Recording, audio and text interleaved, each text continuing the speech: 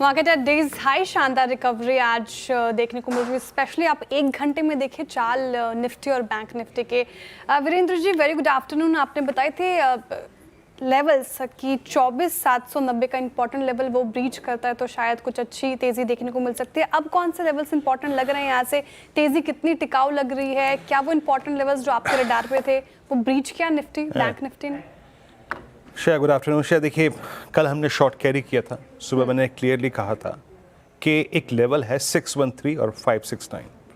Please अपने shorts को यहाँ पे कवर कीजिएगा इस ट्रैजेक्टरी में। अब हम आ चुके हैं 100 डे एक्सपोनेंशियल एवरेज और 20 वीक एक्सपोनेंशियल एवरेज। गया, उस जोन को छुआ और अब हम वहीं से एक रिवर्सल देख रहे हैं। कमेंट्री में क्लियरली मेंशन है चौथी लाइन में, a pull back from 100 day exponential average is quite capable. But pull back कहाँ तक का? पुल बैक मेरे ख्याल से श्रेया ये कंटिन्यू अगर करेगा तो 861 तक, 861, 200, 910 तक कर सकता है।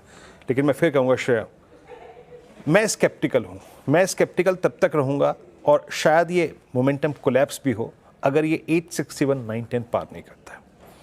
तो अब रेंज जो बन रही है ना, वो बन रही है आपकी वही नीचे 620, 580, 550 और ऊपर की तरफ 860, 910।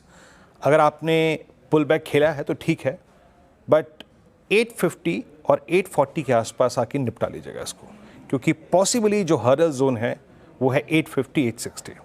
हाँ श्रेया, अगर 850, 860 का क्लस्टर निकलता है then a short covering swing is possible. So मैंने अपनी कमेंट्री में क्लियरली बोला था 100 डेमा प्लस एक्सपायरी वीक, ये एक काउंटर ट्रेंड प्रोड्यूस करने में क्वाइट कैपेबल। बट कब वो निर्णायक बनेगा 861 के ऊपर। तो एज ऑफ नाउ ठीक है, ये पुल बैक आया है, पुल बैक को राइड कीजिए। बट अगर 861, 910 की ट्रैजेक्टरी पार नहीं हुई तो हम अगेन शॉर्ट करेंगे। अभी हम पुल बैक खेलते हैं। लेकिन आइए स्टैट्स क्या कह रहे हैं। देखिए, अब जो स्टैट्स आपकी स्क्रीन पे होंगे वो हैं मंथली कॉन्ट्रैक्ट के स्टैट्स।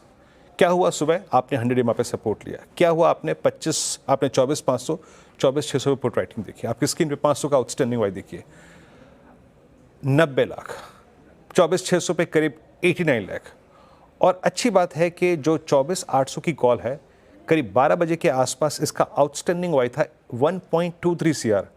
अब ये इंट्राडे में थोड़ा सा रिड्यूस होके करीब 1 करोड़ 15 लाख है, यानी शॉर्ट कवरिंग है। तो शायद पॉसिबली ये स्विंग जो है ना वो कंटिन्यू कर सकता है 820, 830, 840।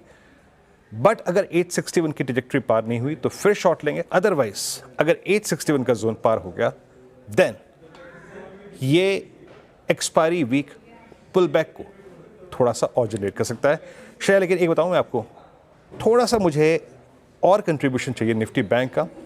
निफ्टी बैंक 56,200 की ट्रैजेक्टरी पार कर रहा है। बेटर रिवॉर्ड अगर आप इस पुल बैक को खेल रहे हैं तो वो परसिस्ट करता है बैंक निफ्टी में शायद। ओके, निफ्टी का तो इंपॉर्टेंट लेवल बताया आपने 24,861, वो ब्रीच करता है तो फिर ये मोमेंटम और इंटैक्ट होगा। लेकिन अभी भी थोड़ा कॉशियस हैं आप। अब बैंक निफ्टी 56,295, 96 इनफैक्ट इसने हाई लगाया और अभी उसी के आसपास होवर करता हुआ नजर आ रहा है। क्या लग रहा है सस्टेनेबल कौन से लेवल्स अब इंपॉर्टेंट बैंक निफ्टी में जो ब्रीच करेगा? तो और साथ जैसा कि आप मेंशन कर रहे थे, कितने लेवल्स इंपॉर्टेंट जब साथ सपोर्ट मिलेगा बैंक निफ्टी का? देखिए श्रेया, क्या हुआ, अभी निफ्टी आईटी की शॉर्ट कवरिंग निफ्टी को पुश दे रही है। रिलायंस की शॉर्ट कवरिंग निफ्टी को पुश दे रही है। लेकिन एक्यूट स्ट्रेंथ जिसे कहते हैं ना, जरा प्लीज़ आप निफ्टी बैंक के कंट्रीब्यूटर्स लेके आइए। लुक एट HDFC बैंक, जिस तरीके से HDFC बैंक बिहेव कर रहा है, इसे कहते हैं acute strength eight all time high 2024। इसे कहते हैं स्ट्रेंथ। एक स्टॉक फ्यूचर कमांडिंग पोजीशन में आपको ड्राइव कर रहा है। कोटक महिंद्रा बैंक में शॉर्ट कवरिंग है और BOB भी आपको ड्राइव कर रहा है। तो मेरा कन्विक्शन है स्ट्रेंथ। जब मैं स्ट्रेंथ शब्द का इस्तेमाल करता हूँ ना, वो ये है, जब आपका एक index heavy weight all time high पे ट्रेड कर रहा है और वही इंडेक्स को ड्रैग कर रहा है, दैट्स कॉल्ड स्ट्रेंथ। और एक और चीज़, मेरे पास बात करने के लिए मीनिंगफुल लेवल्स हैं निफ्टी बैंक में। निफ्टी बैंक का आज का लो एग्जैक्टली 50 डे एक्सपोनेंशियल एवरेज है।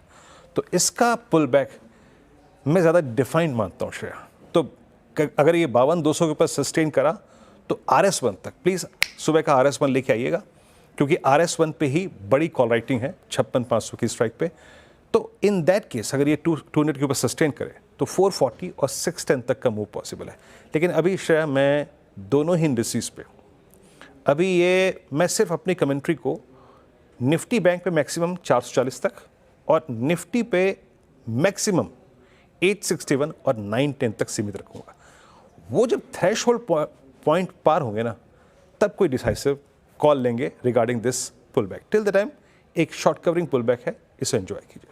श्रेया। ओके, एक शॉर्ट कवरिंग पुल बैक है, फिलहाल एंजॉय कीजिए, लेकिन इंपॉर्टेंट लेवल 56,440 बैंक निफ्टी के लिए और निफ्टी के लिए बताया गया 24,861। वो जब तक ब्रीच नहीं करता तब तक स्ट्रेंथ इस पुल बैक में उतनी मानी नहीं जाएगी। फिलहाल ये स्ट्रैटेजी आप अपनाएं और ये लेवल्स वॉच करते रहिए। चलिए अब आगे बढ़ते हैं और ट्रेंडिंग स्टॉक्स की बात करते हैं। ऐसे मूड माहौल में कौन से स्टॉक्स ने साथ दिया, कहाँ पे तेजी बनती हुई नजर आई, पहले उस पर चर्चा कर लेते हैं। और देखिए जियो फाइनेंशियल एनबीएफसी स्पेस में जिस तरीके से रिकवरी आई, 4% से ज्यादा दौड़ गया स्टॉक। एल&टी 2% के करीब कर रहा है कारोबार तेज होकर। भारतीय एयरटेल कंट्रीब्यूट कर रहा है आज की तेजी में, 1.5% की दौड़ इसने लगाई। बजाज फाइनेंस अगेन एनबीएफसी से 1% की तेजी यहाँ पे देखने को मिल रही है। कुछ और काउंटर्स पे रखते हैं नजर। टाटा केमिकल पूरा केमिकल स्पेस है, आप देखें आज बज में है और शो में आगे जानेंगे कि आखिर हो क्या रहा है स्पेस में, जिस तरीके से स्टॉक्स भाग रहे हैं। रिजल्ट भी अच्छे थे हालांकि टाटा केमिकल के, 6.5% से ज्यादा की तेजी यहाँ पे। आज ऑटो स्पेस और एंसिलरी स्पेस में भी बाइंग है, तो बॉश यहाँ पे 3% से ज्यादा चल गया। बिरला सॉफ्ट आईटी में रिकवरी आती हुई नजर आ रही है, 5.5% की तेजी। और Hindustan copper metal space buying में 1% की तेजी, पूरा मेटल्स इंडेक्स लीड कर रहा है। लेकिन कहाँ डेंट पड़ा है, एशियन पेंट्स रिजल्ट से पहले ये डगमगाया, लगभग आधा फीसदी की गिरावट यहाँ पे। एसबीआई लाइफ टूट कर रहा है कारोबार 1.5%। टीसीएस देखिए आज थोड़ा फ्लैट कारोबार करता हुआ नजर आएगा। आईटी पेन तो था उसमें 70 करीब 0.25% की यहाँ पे गिरावट। और टाइटन में भी मुनाफा वसूली देखने को मिल रही है 1.5% के करीब। और कहाँ पे आज मुनाफा वसूली, क्रॉम्पटन टूट गया 1% के करीब, मजगांव डॉकशिप के, तो काफी खराब नतीजे और स्ट्रीट ने पनिश किया है। पूरा डिफेंस पैक ही ने यहाँ पर उस पर भारी पड़ गया नतीजे। 2.5% की गिरावट। पेट्रोनेट एलएनजी 3% टूटा। और आईईएक्स में अगेन ब्रोकरेजेस काफी नेगेटिव थे, 99% के करीब 99 रुपए प्रति शेयर का, माफ कीजिएगा, टारगेट प्राइस आया है। तो आईएक्स यहाँ पे लुढ़का और शो में समझेंगे आखिर कि हुआ क्या है। चलिए अब आगे बढ़ते हैं और कार्यक्रम का क्रम समझा देते हैं आपको। फंडामेंटल राय देने के लिए हमारे साथ हैं मार्केट स्मिथ इंडिया के मयूरेश जोशी जी। टेक्निकल कॉल्स लेंगे हम प्रकाश गाबा, मानस जायसवाल, रचना वैद्य, शिल्पा राउत, प्रशांत सावंत, सोनी पटनायक और अमित सेठ जी। 2:15 पर यतिन मोहता आपको बताएंगे कि एग्री से जुड़े शेयरों में जोरदार तेजी क्यों है। 2:20 पर समझेंगे टोरेंट फार्मा में तेजी क्यों आई। 2:25 पर कंचन नोटेल बताएंगे आपको कि आईएक्स का शेयर क्यों लुढ़का। 2:45 पर टाटा स्टील और आईजीएल के नतीजों का अनुमान लेकर आएंगे यतिन मोहता। वहीं इंडिगो और पंजाब नेशनल बैंक के नतीजे कैसे रह सकते हैं बताएंगे दीपाली राणा। 2:50 पर मार्केट बिग वॉइस में हमारे साथ होंगे एएसके इन्वेस्टमेंट मैनेजर के डिप्टी सीआईओ संदीप बंसल जी। 3:05 पर डीलिंग रूम चेक। 3:10 पर वीरेंद्र जी से कल के लिए स्ट्रैटेजी। 3:15 पर बीटीएसटी एसटीबीटी कॉल्स। मैं बताऊं आपको वीरेंद्र जी, इतनी आदत हो गई है फ्लो पढ़ने की और सबसे पहले प्रकाश गाबा सर के नाम लेने की, सबसे पहले जमा पर वही नाम आता है। कल प्रोग्राम शुरू हुआ मुनाफे की तैयारी, तो मैंने झट से बोल दिया प्रकाश गावस्कर से पहले कॉल लेते हैं। 2 नाम, प्रकाश गावस्कर और मानस। क्या होता है कई बार याद नहीं रहता, तो ये हमारे होता है जैसे कि किसी भी जगह एक इमरजेंसी नंबर लिखा होता है, वो हमारे लिए मानस जी और प्रकाश सर है ना, एग्जैक्टली वही है ये। खैर, आपने श्रेया से पूरा ट्रेंडिंग स्टॉक्स और इस कार्यक्रम का लेखा जोखा समझा। आइए अब ट्रेड्स पिक करना शुरू करते हैं। लेडीज फर्स्ट, रचना जी से शुरुआत करते हैं। रचना जी, गुड आफ्टरनून। आपका ट्रेड मैम इस वक्त क्या रहेगा? जी गुड आफ्टरनून। मेरी तरफ से एपोलो हॉस्पिटल के फ्यूचर्स में लॉन्ग साइड रहेगी एंड यहाँ पे एज ए डिस्क्लोजर ये हमारे क्लाइंट्स के पास भी है और ये 7450 पे है फिलहाल। इसमें हम ऐसे लगाएंगे 7400 पे और हमारा टारगेट होगा 7550 by the time tomorrow. Okay, Apollo hospital यहाँ पे खरीदारी की राय। और पूरा फार्मा स्पेस जैसे कि हम चर्चा भी कर रहे थे, हेल्थ केयर स्पेस ने काफ़ी पुश किया है मार्केट को। करीब 1% से ज़्यादा की तेज़ी पूरे फार्मा स्पेस में आपको देखने को मिलेगी। Soni ji, very good afternoon. आप बताइए आप क्या पिक कर रहे हैं आज के सेशन के लिए? जी गुड आफ्टरनून एवरीवन। मेरा यहाँ पे बाय रिकमेंडेशन है एचडीएफसी बैंक पे। काफ़ी अच्छे से कंसोलिडेट कर रहा है 2000 के ऊपर 4-5 दिन से अच्छी स्ट्रेंथ को होल्ड करते हुए वहीं से बार बार बाउंस कर रहा है। सारे शॉर्ट टर्म मूविंग एवरेज के ऊपर सस्टेन कर रहा है। मुझे लगता है कि टुवर्ड्स अगस्त फ्यूचर्स पे अगर यहाँ पे हम देखेंगे तो टुवर्ड्स 2060 2070 लेवल्स टेस्ट कर सकता है। सो अगस्त की फ्यूचर्स पे बाय करने की खरी सलाह रहेगी। यहाँ पे स्टॉप लॉस है 2010 का, टारगेट है 2060 2075। डायरेक्टर साहब, HDFC बैंक, जरा प्लीज़ स्क्रीन पर रखिएगा इसके रोल ओवर के stats. 2025 HDFC bank all time high trajectory में ट्रेड करता हुआ, हालांकि इसका ऑल टाइम हाई करीब करीब 2036 है, बट आप ये देखिए कि कर क्या रहा है। जरा इसके रोल ओवर देखिए 48%। हमारे पास अभी बुधवार पूरा बाकी है और पूरा का पूरा गुरुवार बाकी है। आज शेडिंग हुई है आज जुलाई फ्यूचर्स में बिल्डअप है 98,000 का और 1.8 CR का। तो वो मैं जो कह रहा था ना एक्यूट स्ट्रेंथ, वो ये इसे कहते हैं एक्यूट स्ट्रेंथ है। ये हो गई कॉल सोनी पटनायक जी की। अब चलते हैं प्रशांत अमित जी के पास। अमित जी, आपका ट्वीट क्या रहेगा? जी good morning Viren ji, good morning Shreya ji and good morning everybody on the panel. Viren ji, first choice तो अपोलो हॉस्पिटल था, काफी अच्छा स्ट्रक्चर है, वो ऑलरेडी यहाँ पे कॉल आ गई है। उसके बाद जो मुझे एक स्ट्रक्चर अच्छा लग रहा है that is Tata steel. Tata steel हम देखें तो कंटिन्यूअसली एक अप ट्रेंड में रहा है और जब जब ये स्टॉक 50 डेमा पे इसने एक पुल बैक दिया, वहां से थ्रस्ट जनरेट किया और सिमिलरली हमने आज भी देखा कि ये पुल बैक 50 डेमा पे कंप्लीट हुआ है। जिस हिसाब से स्ट्रॉन्ग बुलिश कैंडल 50 डेमा से जनरेट हुई है, ऑलमोस्ट 10 और 20 डेमा ये क्रॉस कर रहा है, तो इसे बाय करें। स्टॉप लॉस रहेगा हमारा लगभग 157 रुपीज का और टारगेट्स रहेंगे 169 के। ओके, इस बीच एक ब्रेकिंग खबर आ रही है। मैं आपको एक इंडेक्स कुशुमार काउंटर के बारे में नंबर्स दे रहा हूँ। एशियन पेंट्स के नंबर्स आए हैं और मुनाफा आपकी स्क्रीन पे ये आंकड़ा आएगा करीब 1117 करोड़ रुपए का, जबकि एक्सपेक्टेशन थी करीब 1127 करोड़ रुपए की। नेगेटिव डाइवर्जेंस से करीब 10 करोड़ का, बट वो एक सब्सटेंशियल बात नहीं है। मार्जिन्स इनके रहे हैं 18.2% और एक्सपेक्टेशन थी 18.1% की। मार्जिन्स के फ्रंट पे याद रखिएगा ये आंकड़ा बहुत अच्छा है और एबिटा की रकम रही है 1626 करोड़ रुपए की, जो कि एक्सपेक्टेशन थी 1600 करोड़ रुपए की, ये भी अच्छा है। बट मुझे जो चीज़ इम्प्रेस कर रही है ना, वो है इनका डेकोरेटिव सेगमेंट का वॉल्यूम्स, जो कि डोमेस्टिक डेकोरेटिव सेगमेंट का वॉल्यूम जो है वो है 3.9%, जो कि एक्सपेक्टेशन थी 2 से 2.5% की। ये बहुत महत्वपूर्ण है।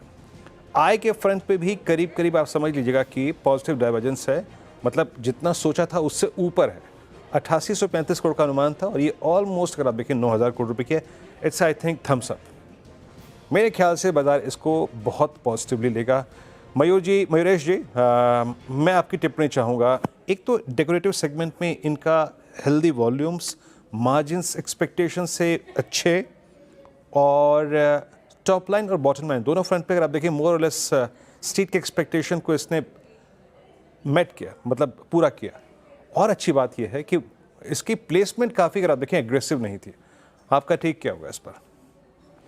You are absolutely right. Afternoon Viru ji, मुझे लगता है आई थिंक जो डोमेस्टिक वॉल्यूम ग्रोथ आई है लगभग 4% के आसपास, अनुमान लगभग 2 या 2.5 या 3% के आसपास था, तो higher end of the range में डोमेस्टिक वॉल्यूम ग्रोथ डेफिनेटली आई है और इसके वजह से मुझे लगता है आई थिंक जो एक सेंटिमेंटल इफेक्ट है वो शायद स्टॉक में देखा जाए। And obviously we are not even talking about the best season. I think जो फेस्टिव सीजन स्टार्ट होगा तीसरे तिमाही के बाद, यहाँ पे और तूल मिल सकता है वॉल्यूम्स को लेके और इसलिए मुझे लगता है I think street will solely focus कि जो वॉल्यूम ग्रोथ का आंकड़ा है ये सिग्निफिकेंटली बेटर है जो मार्केट मान के चल रहा था और इसलिए मेरे हिसाब से आई थिंक एक पॉजिटिव मूव देखना चाहिए। बाकी के नंबर ठीक ठाक है, top line growth is in line with estimates, margin performance ठीक ठाक रही है।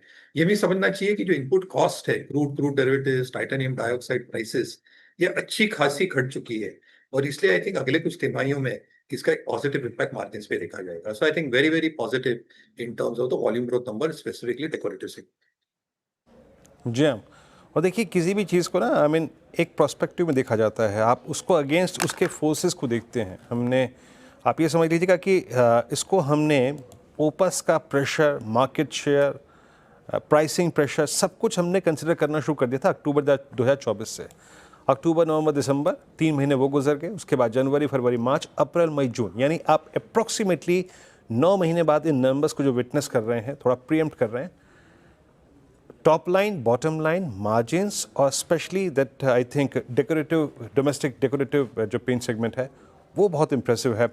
मानस, मैं अगर इस पर एक कॉल लूँ, आई मीन अभी तो हालांकि हाउस व्यूज़ आएंगे, अभी कौन कॉल भी होगी इसकी, पर आपको लगता है कि 2350 और 2300 यानी लगभग 2350, 2360 और 2300 के आसपास इसने एक अपना फर्म बॉटम क्रिएट कर लिया है। आप इस बात को कहने में सक्षम है क्या, जहां पर आपका 20 वेमा week exponential average move average जो है वो रोटेट कर रहा है? देखिए, ये रैली जो थी वो आई थिंक 2175 से स्टार्ट हुई थी, 2525 तक के हाईज बने। उसके बाद करेक्शन देखने को मिला और एग्जैक्टली 50% इंटरेस्ट लेवल पे स्टॉक ने सपोर्ट लिया। आज रिकवरी में वापस 10 और 20 मूविंग एवरेज को रीगेन कर लिया। तो पैटर्न को देख के तो लगता है कि एक शॉर्ट टर्म बॉटम अभी बना है 2300 रुपए के आसपास। तो मेरा समझना है कि अगर एक पोजीशन ट्रेड लेना हो तो यहाँ पर एक लॉन्ग पोजीशन बनाई जा सकती है। 2300 रुपए के स्टॉप लॉस से खरीदारी करें इस उम्मीद में कि जो पिछला हाई था 2540 के आसपास वो वापस टेस्ट हो सकते हैं एशियन पेंट्स में। ओके, 2300 का स्टॉप लॉस और लॉन्ग जा सकते हैं। रिजल्ट वॉल्यूम फ्रंट पे नंबर काफ़ी अच्छे, और देखिए स्ट्रीट ने वैसे ही रिएक्ट किया है। जब रनिंग स्टॉक्स बता रही थी आपको तब इन रेड कारोबार कर रहा था, करीब करीब आधा फीसदी गिरकर। वर्टिकल राइज अभी एशियन पेंट्स पे देखिएगा, प्रॉम्प्ट रिएक्शन 1.5% की तेजी के साथ 24.1 के लेवल पर कर रहा है कारोबार एशियन पेंट्स। चलिए अब कॉल्स पूरा करते हैं। Prashant ji, very good afternoon, बताइए आप क्या पिक कर रहे हैं? जी good afternoon Shreya, good afternoon Viru ji, good afternoon the panel और सभी दर्शकों को नमस्कार। आयशा मोटर्स को अगर हम देखें, यहाँ एक गैप सपोर्ट था करीबन 5390 से, जो कि बहुत स्ट्रांगली होल्ड हुआ है। पिछले 3 दिनों का अटेम्प्ट हुआ था, बट वहां से बाइंग आ रही थी और आज एक स्ट्रांग बाउंस बैक आया है। मैं यहाँ लॉन्ग जाने की सलाह दूंगा। मेरा स्टॉप लॉस होगा 5400 के नीचे 5395 स्पॉट लेवल। यहाँ से जो टारगेट मैं देख रहा हूँ, ये पुल बैक में कम से कम 20 डेमा तक जाते हुए, यानी 5575, 5580 ये टारगेट्स में ट्रैक करो। ओके, आयशर मोटर्स यहाँ पे खरीदारी की राय प्रशांत जी की तरफ से। मानस जी बताइए आपका कॉल क्या होगा? तो देखिए शेयर जी, पीआई इंडस्ट्रीज पे खरीदारी करने की राय रहेगी। पीआई इंडस्ट्रीज कंसोलिडेट हो रहा था, लेकिन आज 4200 का एक स्ट्रॉन्ग रेजिस्टेंस ब्रीच हुआ है। तो मेरे ख्याल से यहाँ पर एक लॉन्ग साइड पे ट्रेड लेना चाहिए। 4179 के स्टॉप लॉस से खरीदारी करेंगे, 4300 तक के टारगेट्स पॉसिबल है। ओके, पीआई इंडस्ट्रीज 4243 पे आपका बाय कॉल है, और जरा पीआई इंडस्ट्रीज स्कीम पे रखिएगा। Pi industries yes momentum stock है और डे हाई की ट्रेजेक्टरीज में आके ट्रेड करता हुआ 4223, और ये मैं अच्छा इसको इसलिए मार्क कर रहा था कि ये अब ऑलमोस्ट जुलाई की सीरीज़ के सबसे हाईएस्ट क्लस्टर पे आके ट्रेड कर रहा है। टाटा केमिकल हो गया, यूपीएल हो गया, आरती इंडस्ट्रीज़ का पुल बैक हो गया, और पीआई इंडस्ट्रीज सडनली ये पूरा का पूरा केमिकल स्पेस जो है वो काफ़ी वाइब्रेंट है। चलते हैं अब शिल्पा जी के पास आज के ट्रेड के लिए। शिल्पा जी गुड आफ्टरनून, कार्यक्रम में स्वागत है। आपका कॉल आज का? Good afternoon everyone. मेरा अभी के लिए ट्रेड रहेगा सिंजिन में। सिंजिन पिछले हफ्ते से मैं कंटिन्यूसली रेकमेंड करती आई हूँ 670 के लेवल से फॉर टारगेट्स ऑफ 700 एंड इसके ऊपर 730। तो अभी इसमें एक अभी fresh move I mean start हुआ है टुवर्ड 730। तो यहाँ पे 700 के स्टॉप लॉस से आप 730 के लेवल्स के लिए सिंजिन में बाय कर सकते हैं। इसको प्रभुदास लीलाधर में आज हमने 720 का कॉल ऑप्शन रफली 4 रुपए के 3.5 से 4 रुपए के बीच में इसको रेकमेंड किया हुआ है, विद स्टॉप लॉस ऑफ 1 रुपए 50 पैसा एंड टारगेट्स ऑफ 7 से लेके 9 रुपए तक। ओके, सिंजिन में खरीदारी की राय यहाँ पर अच्छा खासा परफॉर्मेंस देखने को मिलेगा आपको इस पर्टिकुलर काउंटर में। टेक्निकल कॉल हो गए पूरे की करके आपके स्क्रीन पर आएंगे। रचना जी ने अपोलो हॉस्पिटल पे किया यहाँ पे खरीदारी की राय। टारगेट और स्टॉप लॉस आपके स्क्रीन पर जॉट डाउन करते रहिएगा। सोनी जी एचडीएफसी बैंक पर दाव लगा रही है, अगस्त के फ्यूचर्स में खरीदारी की राय उनकी तरफ से आती हुई। साथ ही अमित सेठ जी ने टाटा स्टील पे किया, वो कह रहे हैं यहाँ पे बेट लग सकती है, मेटल स्पेस में बाइंग भी है। प्रशांत जी कह रहे हैं आयशर मोटर्स यहाँ पे खरीदारी के लायक, ये अभी फिलहाल काउंटर लग रहा है, डिहाई के आसपास कारोबार करता होगा। 5395 का स्टॉप लॉस ध्यान रखिए, मेंटेन करना है। मानस जी ने पीआई इंडस्ट्रीज पर बेट लगाए, यहाँ पे भी खरीदारी की राय, और शिल्पा जी ने अभी सिंजिन पे किया। तो सभी की तरफ से बाय की कॉल फिलहाल अभी तक आई है। Mayuresh ji very good afternoon. Asian paints पर हमने आपकी राय जान ली, इसके अलावा कोई ऐसा स्टॉक जो ऐसे मूड माहौल में आपको लॉन्ग टर्म के लिहाज से, इन्वेस्टमेंट पर्पज के लिहाज से ठीक लग रहा है? तो श्रेया जी, नहीं हमें लगता है, आई थिंक एग्रोकेमिकल्स फर्टिलाइजर्स जे स्पेस पे मैं काफी बुलिश रहा हूँ पिछले कई महीनों से, माइट कंटिन्यू डूइंग वेल। इसमें से 2 स्टॉक्स ने तो बहुत बढ़िया प्रदर्शन किया जो हमने डिस्कस किया था आपके शोज पे, पारादीप फॉस्फेट्स और Mangalore chemicals. Continuing with the same trend, मुझे लगता है मेघमणि ऑर्गेनिक्स हमारे वॉच लिस्ट पे है। फर्टिलाइजर में एक बहुत बड़ा कॉन्ट्रीब्यूशन है मेघमणि का, लगभग 75% फर्टिलाइजर सेगमेंट से इनका कॉन्ट्रीब्यूशन आता है और 25% स्पेशलिटी केमिकल। तो जो दोनों तड़के हैं फर्टिलाइजर्स एंड स्पेशलिटी केमिकल, ये शायद मेघमणि ऑर्गेनिक्स में प्रेजेंट है। विद इन फर्टिलाइजर्स एक्सपेक्टेशन यही है कि volume growth, farm gate prices stable होने के कारण अच्छे खासे नंबर्स रिपोर्ट कर सकती है specifically in the next few quarters. और स्पेशलिटी केमिकल के सेगमेंट में I think apart from the core oxide part जो प्रेजेंट है मेघमणि का, जो टाइटेनियम डाइऑक्साइड में ये एंटर कर रहे हैं, जो एक बहुत बड़ा गैप है इंडियन इकोसिस्टम में इन टर्म्स ऑफ इंपोर्ट्स, जब ये इकोसिस्टम क्रिएट करेगी तो कहीं ना कहीं आई थिंक एक अच्छा खासा मार्केट शेयर शायद मेघमणि कैप्चर कर पाए in the next few quarters as well, क्योंकि बहुत कम प्लेयर्स ये करेंगे। तो मुझे लगता है जो तड़का है फर्टिलाइजर स्पेशलिटी केमिकल्स का मेघमणि में मार्जिन पे दिखेगा और बॉटम लाइन पे ये स्टॉक जरूर आपके नजर आना चाहिए। मेघमनी यहाँ पर अच्छी खासी रैली भी डे हाई के आसपास कारोबार करता हुआ नजर आएगा। 4.5% की तेजी इनफैक्ट लॉन्ग टर्म के लिहाज से आप सोच सकते हैं। इनफैक्ट ये पूरा स्पेस आज देखिए आप फोकस में है। फर्टिलाइजर और एग्री शेयर में अच्छी खासी तेजी देखने को मिल रही है। और जो खबर हम बता रहे थे अपने दर्शकों को, देखिए स्टैक आपके सामने, दीपक बिल्डर्स, पारादीप फॉस्फेट सभी में अच्छी खासी तेजी। एक्चुअली हुआ क्या, तो मॉनसून से मजबूत डिमांड की उम्मीद की जा रही थी और यही वजह है कि स्पेस में आज एक्शन देखने को मिल रहा है। तेजी की सारी वजह एक बात समझ लेते हैं यतिन जी से। यतिन जी, वेरी गुड आफ्टरनून। बताइए, अच्छी खासी तेजी इस पूरे स्पेस में देखने को मिल रही है, मॉनसून ही एक वजह है या इसके अलावा भी कोई रीजंस देख रहे हैं आप? जी देखिए, इसकी 2-3 वजह हैं। सबसे पहले ऑब्वियसली अगर हम बात करें पैन इंडिया बेसिस पे तो मॉनसून एक्सेस हुआ है और नॉर्मल से बेटर है और 80% भारत के जो क्षेत्र हैं यहाँ आपको बहुत अच्छी तरीके से मॉनसून प्रोग्रेस होता हुआ दिखाई पड़ रहा है। 2-3 राज्य छोड़ दें तो मुझे लगता है पैन इंडिया बेसिस पे बारिश अच्छी हुई है। इसके अलावा 2 चीज़ें, एक तो चाइना ने काफ़ी सारे अपने फर्टिलाइज़र के उत्पादन जो है एक्सपोर्ट करना बंद कर दिए हैं। रशिया यूक्रेन वॉर के वजह से भी अगर आप देखें तो काफ़ी दिक्कतें आई हैं पूरे के पूरे स्पेस में। तो इसका क्या हुआ कि जो नॉन यूरिया प्रोडक्ट्स हैं उसकी डिमांड बढ़ी है और जो क्रॉप केयर सेगमेंट है यहाँ भी हमको रिजल्ट्स में दिख रहा है कि काफ़ी शानदार प्रदर्शन है। इनफैक्ट अगर आप रैलिस और पैरादीप फॉस्फेट ये 2 कंपनियों के नतीजे देखें तो एक टर्न अराउंड देखने को मिला है।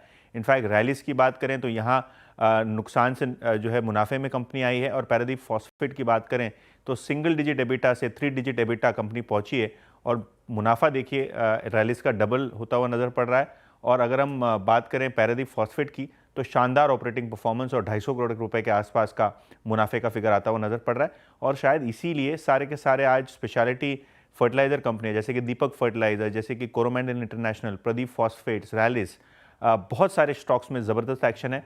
और इसके अलावा जो सरकारी कंपनियां हैं खास करके जीएनएफसी, जीएसएफसी, यहाँ भी आप 3-4% का मोमेंटम देख रहे हैं। जी हाँ यतिन, बहुत बहुत शुक्रिया। और देखिए ये सेगमेंट की जो स्ट्रॉन्ग प्रेजेंस है ना एग्रो केमिकल स्पेस की, ये नॉन डेरिवेटिव स्टॉक्स में है ज़्यादातर। जुआरी हो गया, रैलिस हो गया, यहाँ अच्छी तेज़ी। और मैं जब यतिन बात कर रहे थे, बात करते करते करते करते पूरे चार्ट्स की स्कैनिंग करी और जैसे कहते हैं ना एक्सट्रीम कॉन्फिडेंस, वो है रैलिस 377 ऑल टाइम हाई। और अगर आप इसके चार्ट्स को रीड कीजिए, थोड़ा टाइम स्पेंड कीजिए इसके साथ, और मल्टी ईयर राइजिंग चैनल, मेरे ख्याल से मैं अपने चार्ट्स को रीड कर रहा हूँ नॉट एग्जैक्टली डेली पर, वीकली पर, और फरवरी 2015 से लेकर अब तक की पूरी राइजिंग ट्रैजेक्टरी ये उसको भी क्रॉस करने की तैयारी करता हुआ, जैसे कहते हैं ना change in trade zone. Shilpa ji, आप मेरी बात से सहमत हैं क्या? रैलिस पर आपका टेक 370 डे हाई पर आके ट्रेड करता हुआ। जी बिल्कुल, यहाँ पे मुझे लगता है एक नया मोमेंटम स्टार्ट हुआ है जहाँ पे टूवर्ड्स 390 से लेके 400 का रैली आप एक्सटेंड होते देख सकते हैं। किसी के पास है तो आप 365 का स्टॉप लॉस मेंटेन कीजिए। तो ये रैलिस इंडिया पे व्यू। और इनफैक्ट मानस जी, पीआई इंडस्ट्रीज आपने दिया था आज के सत्र के लिए, एक बार यूपीएल का चार्ट भी देखेंगे कि यहाँ पर कोई ट्रेड बन रहा है फिलहाल जिस तरीके से इस पूरे स्पेस में बाइंग देखने को मिल रही है? तो देखिए अगर हम गिरकर ही कर रहा है कारोबार, इसलिए इन स्तरों पर खरीदारी करने का सोच सकते हैं अभी।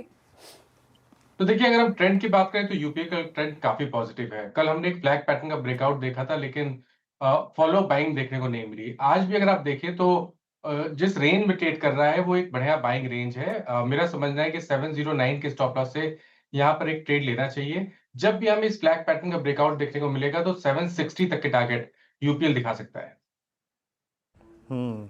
यूपीएल पे टेक अच्छा। एक बार लिखा है ये एम्बर जो है अब 7% की तेज़ी के साथ टॉप डेरिवेटिव गेनर। और मुझे याद है कल ही अगर आप देखें इस प्रोग्राम में ये सचिन जी की कॉल थी और टारगेट था उनका करीब करीब आप समझ लीजिएगा कि 7500 का 7610 का, वो भी मेट हो गया। बट इसे कहते हैं एक्सट्रीम कॉन्फिडेंस। अमित जी, आपको लगता है कि कोई नेक्स्ट मंथ की कॉल पकड़ना रीजनेबल होगा क्या इसका? एक बार 8200 की अगस्त की कॉल रखिएगा। ये पूरा सेगमेंट डिलीवर कर रहा है इस वक्त। 8200 की कॉल नेक्स्ट मंथ की अगस्त की रखिएगा।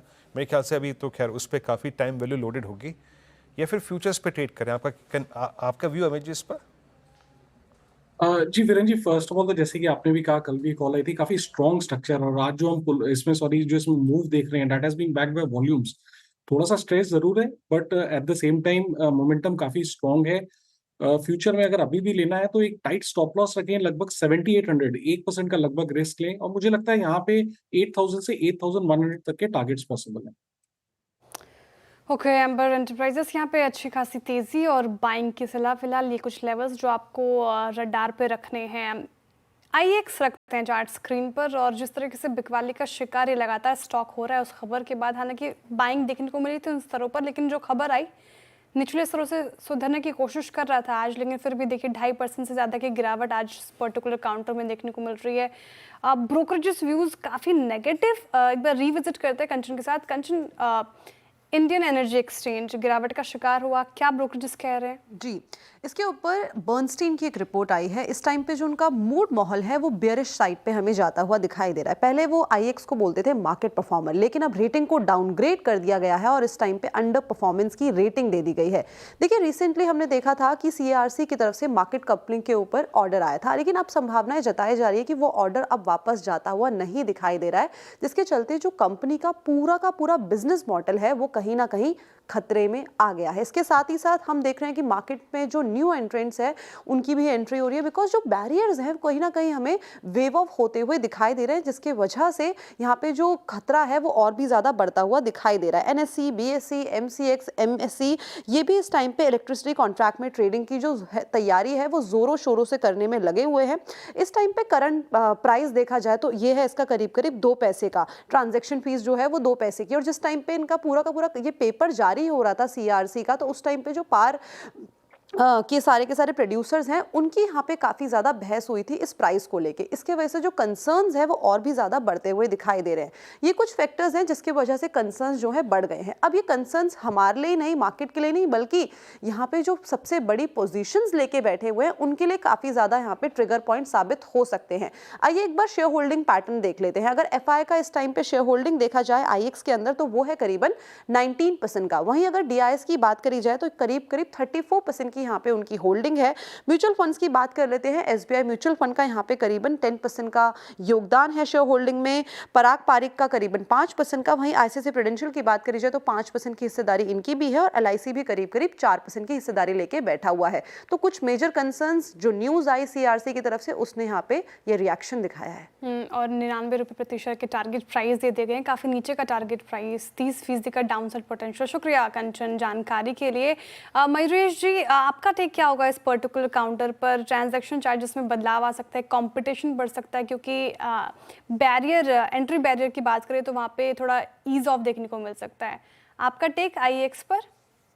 तो श्रेया जी, बहुत सिंपल लॉजिक है। जब आप एक मार्केट मोनोपोली पोजीशन में रहते हैं और जब रेगुलेशंस चेंज होते हैं और अगर कंपटीशन आ सकती है आपके क्षेत्र में, तो कहीं ना कहीं वॉल्यूम्स पे, टॉप लाइन पे, प्रॉफिटेबिलिटी पे इसका एक इम्पैक्ट जरूर आएगा।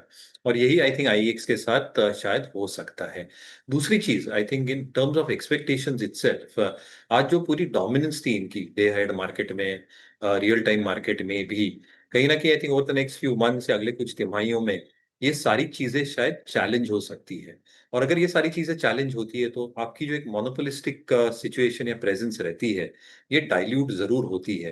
And again I think other players are able to create a better platform over the next few quarters, और ट्रेड्स वहां पे लॉजिकली अगर शिफ्ट होते हैं तो कहीं ना कहीं आई थिंक इम्पैक्ट तो जरूर आएगा। तो मेरे हिसाब से आई थिंक फॉलिंग नाइफ को पकड़ना नहीं चाहिए। I think let us see, I think अगले कुछ महीनों में क्या प्रोग्रेस होता है, कंपटीशन कैसे प्लेटफॉर्म लेके आती है, इसका वॉल्यूम्स पे क्या असर पड़ता है। तो कहीं ना कहीं आई थिंक एक लंबे कंसोलिडेशन से अभी आईएक्स से स्टॉक गुजर सकता है। मैं ओके, आईएक्स पर आपका व्यू देखिए, पर टेक्निकली ये स्टॉक इस वक्त बेहद ख़राब। और जिस दिन वो डेवलपमेंट हुआ उसके बाद 24 जुलाई के बाद उस दिन का लो ऑलमोस्ट आज हमने दोबारा हिट किया। लेट्स सी, आई मीन 131 पे क्या करता है ये, but 131 is the last make और ब्रेक लेवल। अब एक काम करते हैं, यहाँ से टॉप कैश कॉल जो है उस पर बातचीत कर लेते हैं। आज की टॉप कैश कॉल्स आएंगी, मानस जी, रचना जी और अमित जी ये टॉप कैश कॉल्स देंगे। मानस, क्या पिक कर रहे हैं आप? मेरा एक्चुअली सॉफ्टवेयर थोड़ा हैंग हो गया है, मेरे को 2 मिनट दे दीजिए, मैं आपको करता हूँ, आपको स्टॉक बताता हूँ। ओके के पास चल जाते हैं। जी रचना जी, आप बताइए आपका टॉप कैश कॉल क्या होगा? कोई बात नहीं वीरू सर, आप बोल लें। नहीं, मैं कह रहा हूँ मानस जी को रीस्टार्ट करने का मौका देते हैं। अपना सॉफ्टवेयर आप रीस्टार्ट करिए। रचना जी, आपकी कॉल क्या है? जी, मेरी तरफ से एफएल का स्टॉक रहेगा जो 1922 पे अभी ट्रेड कर रहा है और यहाँ पे सुबह से आज एक अच्छा मोमेंटम बना हुआ है, एक इम्पोर्टेंट सपोर्ट से काफी दिन की गिरावट के बाद ये काउंटर में एक टर्न लेने की कोशिश करी है। अब यहाँ पे हम 1880 का एसएल अगर होल्ड कर जाएंगे क्लोजिंग तक, which is a good probability, तो 1880 के एसएल के साथ यहाँ पे लॉन्ग करने पे हमें आने वाले 2 to 3 वीक्स में probability है कि we could see levels of 2000 and 2050 as well. Okay FL, ये रचना जी की कॉल। अमित जी, आप क्या पिक कर रहे हैं? जी श्रेया जी, मैं आदित्य बिरला सन लाइफ एएमसी के साथ जाऊंगा। यहाँ पे स्ट्रक्चर स्ट्रांग है, कंटिन्यूसली यहाँ पे हाई लोज बन रहे हैं। इस बार भी हमने देखा स्टॉक ने पुल बैक अपना 20 डेमा तक लिया आदित्य बिरला सन लाइफ एएमसी ने, और वहीं से एक थ्रस्ट जनरेट करने की कोशिश कर रहा है, तो इसे बाय करें। स्टॉप लॉस लगभग हमारा रहेगा 830 का और टारगेट्स रहेंगे 940 के। 940 के टारगेट के लिए आदित्य बिरला सन लाइफ एएमसी, यहाँ पे दाव लगाने की बात कही गई अमित जी की तरफ से। मानस जी, सॉफ्टवेयर ठीक हुआ? जी जी। तो देखिए ईआईडी पैरी पे खरीदारी करने की राय रहेगी। अगर आप ट्रेंड देखें तो 950 रुपए से यहाँ पर लगातार हायर टॉप से हायर बॉटम बन रहे हैं। पिछले 5 दिनों में हमने कंसोलिडेशन देखा, आज हमें एक फ्रेश ब्रेकआउट देखने को मिला है, काफी बढ़िया वॉल्यूम देखने को मिले हैं। तो 1189 के स्टॉप लॉस से ईआईडी पैरी में खरीदारी करनी चाहिए और टारगेट आपको 1250 के आसपास के सेट करने हैं। ओके, ईआईडी पैरी 1280 पर रहा है। अब चलते हैं अमित जी के पास। अच्छा, माफ़ी, ट्रेड पूरे हो गए, माफ़ी चाहूँगा। आदित्य बिरला सन लाइफ एएमसी, उसके बाद माना जी ने ट्रेड पिक किया आपकी स्क्रीन पे ईआईडी पैरी, और रचना जी का ट्रेड आपकी स्क्रीन पे स्टॉप लॉसेस और टारगेट आएंगे। मार्केट क्या कर रहा है? निफ्टी फर्दर अपस्विंग प्रोवाइड करता हुआ, निफ्टी बैंक 56,259 पे। जरा एक बार लेके आइएगा, आप आईटी की स्कैनिंग करते हैं थोड़ी सी, 0.11% ऊपर निफ्टी आईटी ने पहली बार पिछले सेशन के क्लोज को हिट किया। That's good. यही है निफ्टी की मजबूती का मतलब। निफ्टी के आज के पुलबैक का कारण सुबह सुबह ये इंडेक्स था 35,113 पे, अब ये करीब 35,400 पे है, तो इसने स्पॉन्सर किया। एक बार जरा निफ्टी आईटी की स्कैनिंग करते हैं। और शिल्पा जी, थोड़ा सा आप ध्यान दीजिएगा, मतलब मैं पिक करने की कोशिश कर रहा था कि अगर ये स्ट्रेंथ वाकई मतलब ये शॉर्ट कवरिंग स्ट्रेंथ में कन्वर्ट हो सकती है तो वो कहाँ पे? LTI माइंट्री emphasis mid cap IT में नहीं, परसिस्टेंट नहीं, और आगे चलते हैं टेक महिंद्रा नहीं। ज़्यादा कॉन्फिडेंस अगर मैं देखूँ ना शिल्पा जी, तो एक एम्फेसिस पे आ रहा है जो कि अपना लास्ट ड्यू एवरेज 20 डेमा काटता हुआ। कल भी अच्छा पुल बैक था, परसों भी अच्छा पुल बैक था, हालांकि परसों ऊपर प्राइस टिका नहीं था। सबसे प्रॉमिसिंग चार्ट है मिड कैप आईटी में, क्या लग रहा है? क्योंकि लार्ज कैप आईटी में तो मेरा भी खुद पूछने में कन्विक्शन नहीं है। वीरेंद्र जी, एक्चुअली कल ही हमने पीएल में यहाँ पे एक मिड कैप आईटी थीमेटिक निकाला है जिसमें हमने हाईलाइट किया है कि कोफोर्ज, एम्फेसिस, एलटीआईएम, इस पे और टाटा टेक पे आप ध्यान दे सकते हैं। लेकिन इसमें से अगर आप स्ट्रेंथ की बात करेंगे तो सबसे ज्यादा स्ट्रॉन्ग स्ट्रेंथ यहाँ पे हमको एम्फेसिस में दिख रहा है, जहाँ पे 2850 से लेके 2900 तक के भी लेवल्स आपको आते हुए मिलेंगे। काफी स्ट्रॉन्ग स्ट्रक्चर है। अगर आप देखेंगे तो कॉल अनवाइंडिंग में है हाई लेवल्स पे, तो यहाँ पे मुझे लगता है एम्फेसिस पे ध्यान दे सकते हैं। थोड़ा ऑन डिक्लाइंस भी अगर आपको ये पूरा पोजिशनल टुवर्ड्स 2900 प्ले करना है तो टुवर्ड्स ऑन डिक्लाइंस टुवर्ड्स 2700, 2680 भी बाय कर सकते हैं। स्टॉप लॉस 2650 का मेंटेन कीजिए and look for targets of 2900। 100 के टारगेट और 2650 का आपको स्टॉप लॉस मेंटेन करना है। एम्फेसिस में बाय ऑन डिप्स की रणनीति। आईटी स्पेस की बात की हो गई।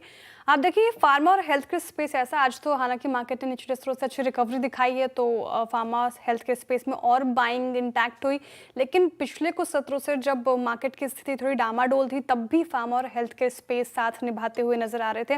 और आज भी देखिए निफ्टी फार्मा में सभी स्टॉक्स में अच्छी खासी तेजी। टोरेंट फार्मा करीब करीब 4% के तेज़ी के साथ डे हाई पर आपको कारोबार करता हुआ नजर आएगा। ग्रैन्यूल्स इसमें तेज़ी, बायोकॉन, नैटको फार्मा सभी स्टॉक्स में अच्छी खासी तेज़ी, और इनफैक्ट जो ट्रेड्स आए थे मैक्सिमम आप देखेंगे तो फार्मा स्पेस से ही थे। टोरेंट फार्मा एक बार इसका जिक्र करते हैं, नतीजे काफ़ी अच्छे आए और ब्रोकरेजेस की रिपोर्ट जो आई वो काफ़ी बुलिश रिपोर्ट थी।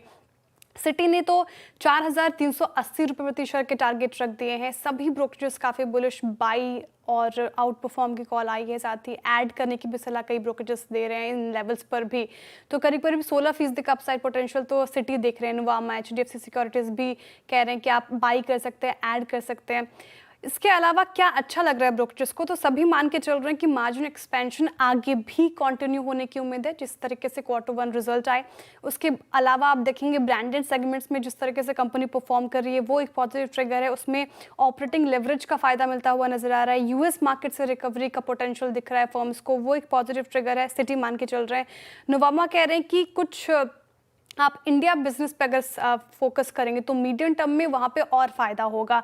साथ ही फाइनेंशियल ईयर 25 और 26 में 1200 नए मेडिकल रिप्रेजेंटेटिव्स हायर होंगे, और साथ ही जेबी केमिकल्स का जो हाल ही में एक्विजिशन किया है कंपनी ने, वो लॉन्ग टर्म में काफ़ी कंपनी को फ़ायदा दिखाएगा। ये एक बड़ा पॉजिटिव ट्रिगर है। HDFC सिक्योरिटीज़ मान के चल रहे हैं, कई सारे ग्रोथ ड्राइवर्स हैं जिस पर आपको नज़रें बना के रखनी चाहिए। एक तो स्ट्रॉन्ग ब्रांडेड फ्रेंचाइजी जो सभी फर्म्स ने माना, नए प्रोडक्ट्स लॉन्च कर रही है तो काफ़ी अग्रसर है कंपनी अपने एक्सपेंशन को लेकर। कंज्यूमर वेलनेस पोर्टफोलियो काफ़ी अच्छा कर रहा है, वहाँ पे एक्सपेंशन कर रही है कंपनी। ब्राज़ील में अच्छा मोमेंटम बना हुआ है, वो एक पॉजिटिव ट्रिगर है। और यूएस जेनरिक्स का टर्न अराउंड भी ग्रेजुअली हमें देखने को मिल रहा है। तो वैल्यूएशन भी अच्छा है और आगे भी मोमेंटम इंटैक्ट रहेगा, सभी फर्म्स ने माना, इसलिए अच्छी खासी तेज़ी टोरेंट फार्मा पर आपको देखने को मिलेगा। प्रशांत जी, टोरेंट फार्मा एक बार चार्ट रखिए स्क्रीन पर। टोरेंट फार्मा कैसा लग रहा है इन लेवल्स पर, जिस तरीके से तेज़ी आज देखने को मिली, चेज करने लायक लग रहा है का ये स्टॉक, या फिर थोड़ा अभी रुक जाएं, थम जाएं? जी नहीं श्रेया, यहाँ पे चेस तो नहीं करना चाहिए, काफी स्ट्रेच लग रहा है। कूल डाउन होने के वेट करना होगा। दो तरीकों से सलाह दूंगा, एक होगा जिनके पास पोजीशन है वो थोड़ा क्लोजली यानी करीबन 3720, 3725, 3720 के स्टॉप लॉस से ट्रेल कर सकते हैं एग्जिस्टिंग लॉन्ग्स को। फ्रेश लॉन्ग्स के लिए मैं एक अच्छे डिप के लिए वेट करूंगा और थोड़ा कूल डाउन होने के बाद डिसीजन लूंगा। मैं चेज नहीं करना चाहूंगा। ओके, तो अभी फिलहाल इन स्तरों पर चेज करने की राय नहीं है, लेकिन काफ़ी स्टॉक अच्छा होल्ड कर सकते हैं आप। इसके अलावा फार्मा स्पेस में अगर आप देखें तो ग्रैन्यूल्स भी अच्छा परफॉर्म करता हुआ नज़र आ रहा है, 4.5% की तेज़ी। साथ ही आप देखें तो यहाँ पर बाइंग तो बन रही है, टोरेंट फार्मा की हमने बात ही कर ली। इसके अलावा मेटल स्पेस में आज बाइंग है, वहाँ पर एक बार उसको भी स्कैन कर लेते हैं, क्योंकि सेक्टर स्पेसिफिक अगर हम बात ही कर रहे हैं तो मेटल स्पेस एक बार रखिए स्क्रीन पर। और निचले स्तरों से इस पर्टिकुलर इंडेक्स में भी रिकवरी देखने को मिली। हिंद कॉपर आपको अच्छा परफॉर्म करता हुआ नजर आएगा, साथ ही NMDC, हिंजिंग, टाटा स्टील तो अमित जी ने पिक भी किया। अमित जी, टाटा स्टील के अलावा अगर आप देखें हिंद कॉपर का चार्ट, 3.5% से ज़्यादा की तेज़ी आज करीब करीब 1% से ज़्यादा तेज़ होकर कारोबार कर रहा है। यहाँ पर कोई ट्रेड बन रहा है फिलहाल? जी श्रेया जी, 200 MA एक सपोर्ट जोन से स्टॉक ऊपर आने की कोशिश कर रहा है। थोड़ा सा यहाँ पे इसने सपोर्ट जरूर ब्रेक किया था, बट वेरी क्विकली इसने रिकवर किया है। एक बार स्टॉक 265 जहाँ पे 10 और 20 डेमा है, अगर वो क्रॉस हो जाए तो फिर एक ज्यादा बेटर कंफर्मेशन आएगा। इन द मीनवाइल अगर किसी की पोजीशन है तो 253 के स्टॉप लॉस के साथ बने रहे। ओके, ये हिंदुस्तान कॉपर पर राय फिलहाल पोजीशन है तो बने रहने की सलाह है। स्टॉप लॉस आपको बता दिए गए, आई होप आपने जॉट डाउन किए होंगे। और अक्सर जब मैं वीरेंद्र जी पंचनामा कर रही होती हूँ और लोगों से इंटरेक्ट कर रही होती हूँ तो सबसे कॉमन सवाल पता है क्या पूछा जाता है? कि नेक्स्ट गुरुकुल कब होगा? मतलब इतने फैन हैं गुरुकुल के। कब आएगा सर? देखिए, हमें भी मज़ा आता है जी हाँ। और गुरुकुल जो है एफएनओ गुरुकुल, वो अब उसकी तारीख तय हो चुकी है 13 और 14 सितंबर 2025। अच्छा श्रेया, मैं आपसे एक प्रश्न पूछता हूँ, क्योंकि मैं ही इस कार्यक्रम को स्ट्रक्चर कर रहा हूँ, अभी मैं इस पर काम कर रहा हूँ, और पिछले जो 2 एफएनओ गुरुकुल थे उससे थोड़ा डिफरेंट हुआ ये गुरुकुल। देखिए, हमारा किसी भी प्रकार से मकसद नहीं है कि हम लोगों को एफएनओ की ट्रेडिंग में इंडल्ज करें। एफएनओ आपके ट्रेडिंग पार्ट का एक अंश होता है, आपकी इन्वेस्टमेंट जर्नी और ट्रेडिंग जर्नी का एक अंश होता है, ठीक है? वो आपको ठीक से आना चाहिए, दैट्स इट, बस, इससे ज़्यादा नहीं। एक चीज़ बताइए मेरे को, शायद प्रश्न पूछता हूँ, दुनिया का सबसे पावरफुल इंडिकेटर किसी भी अंडरलाइंग हो, चाहे कोई करेंसी हो, चाहे कोई इक्विटी हो, चाहे कोई वो कमोडिटी हो, क्या होता है? जस्ट एक गेस कीजिए, सबसे बड़ा इंडिकेटर वो स्ट्रांग है या वीक है? क्या होता है इंडिकेटर? जस्ट गेस करिए। ये टेस्ट मुझसे शुरुआत कर ली क्या वीरेंद्र जी आपने?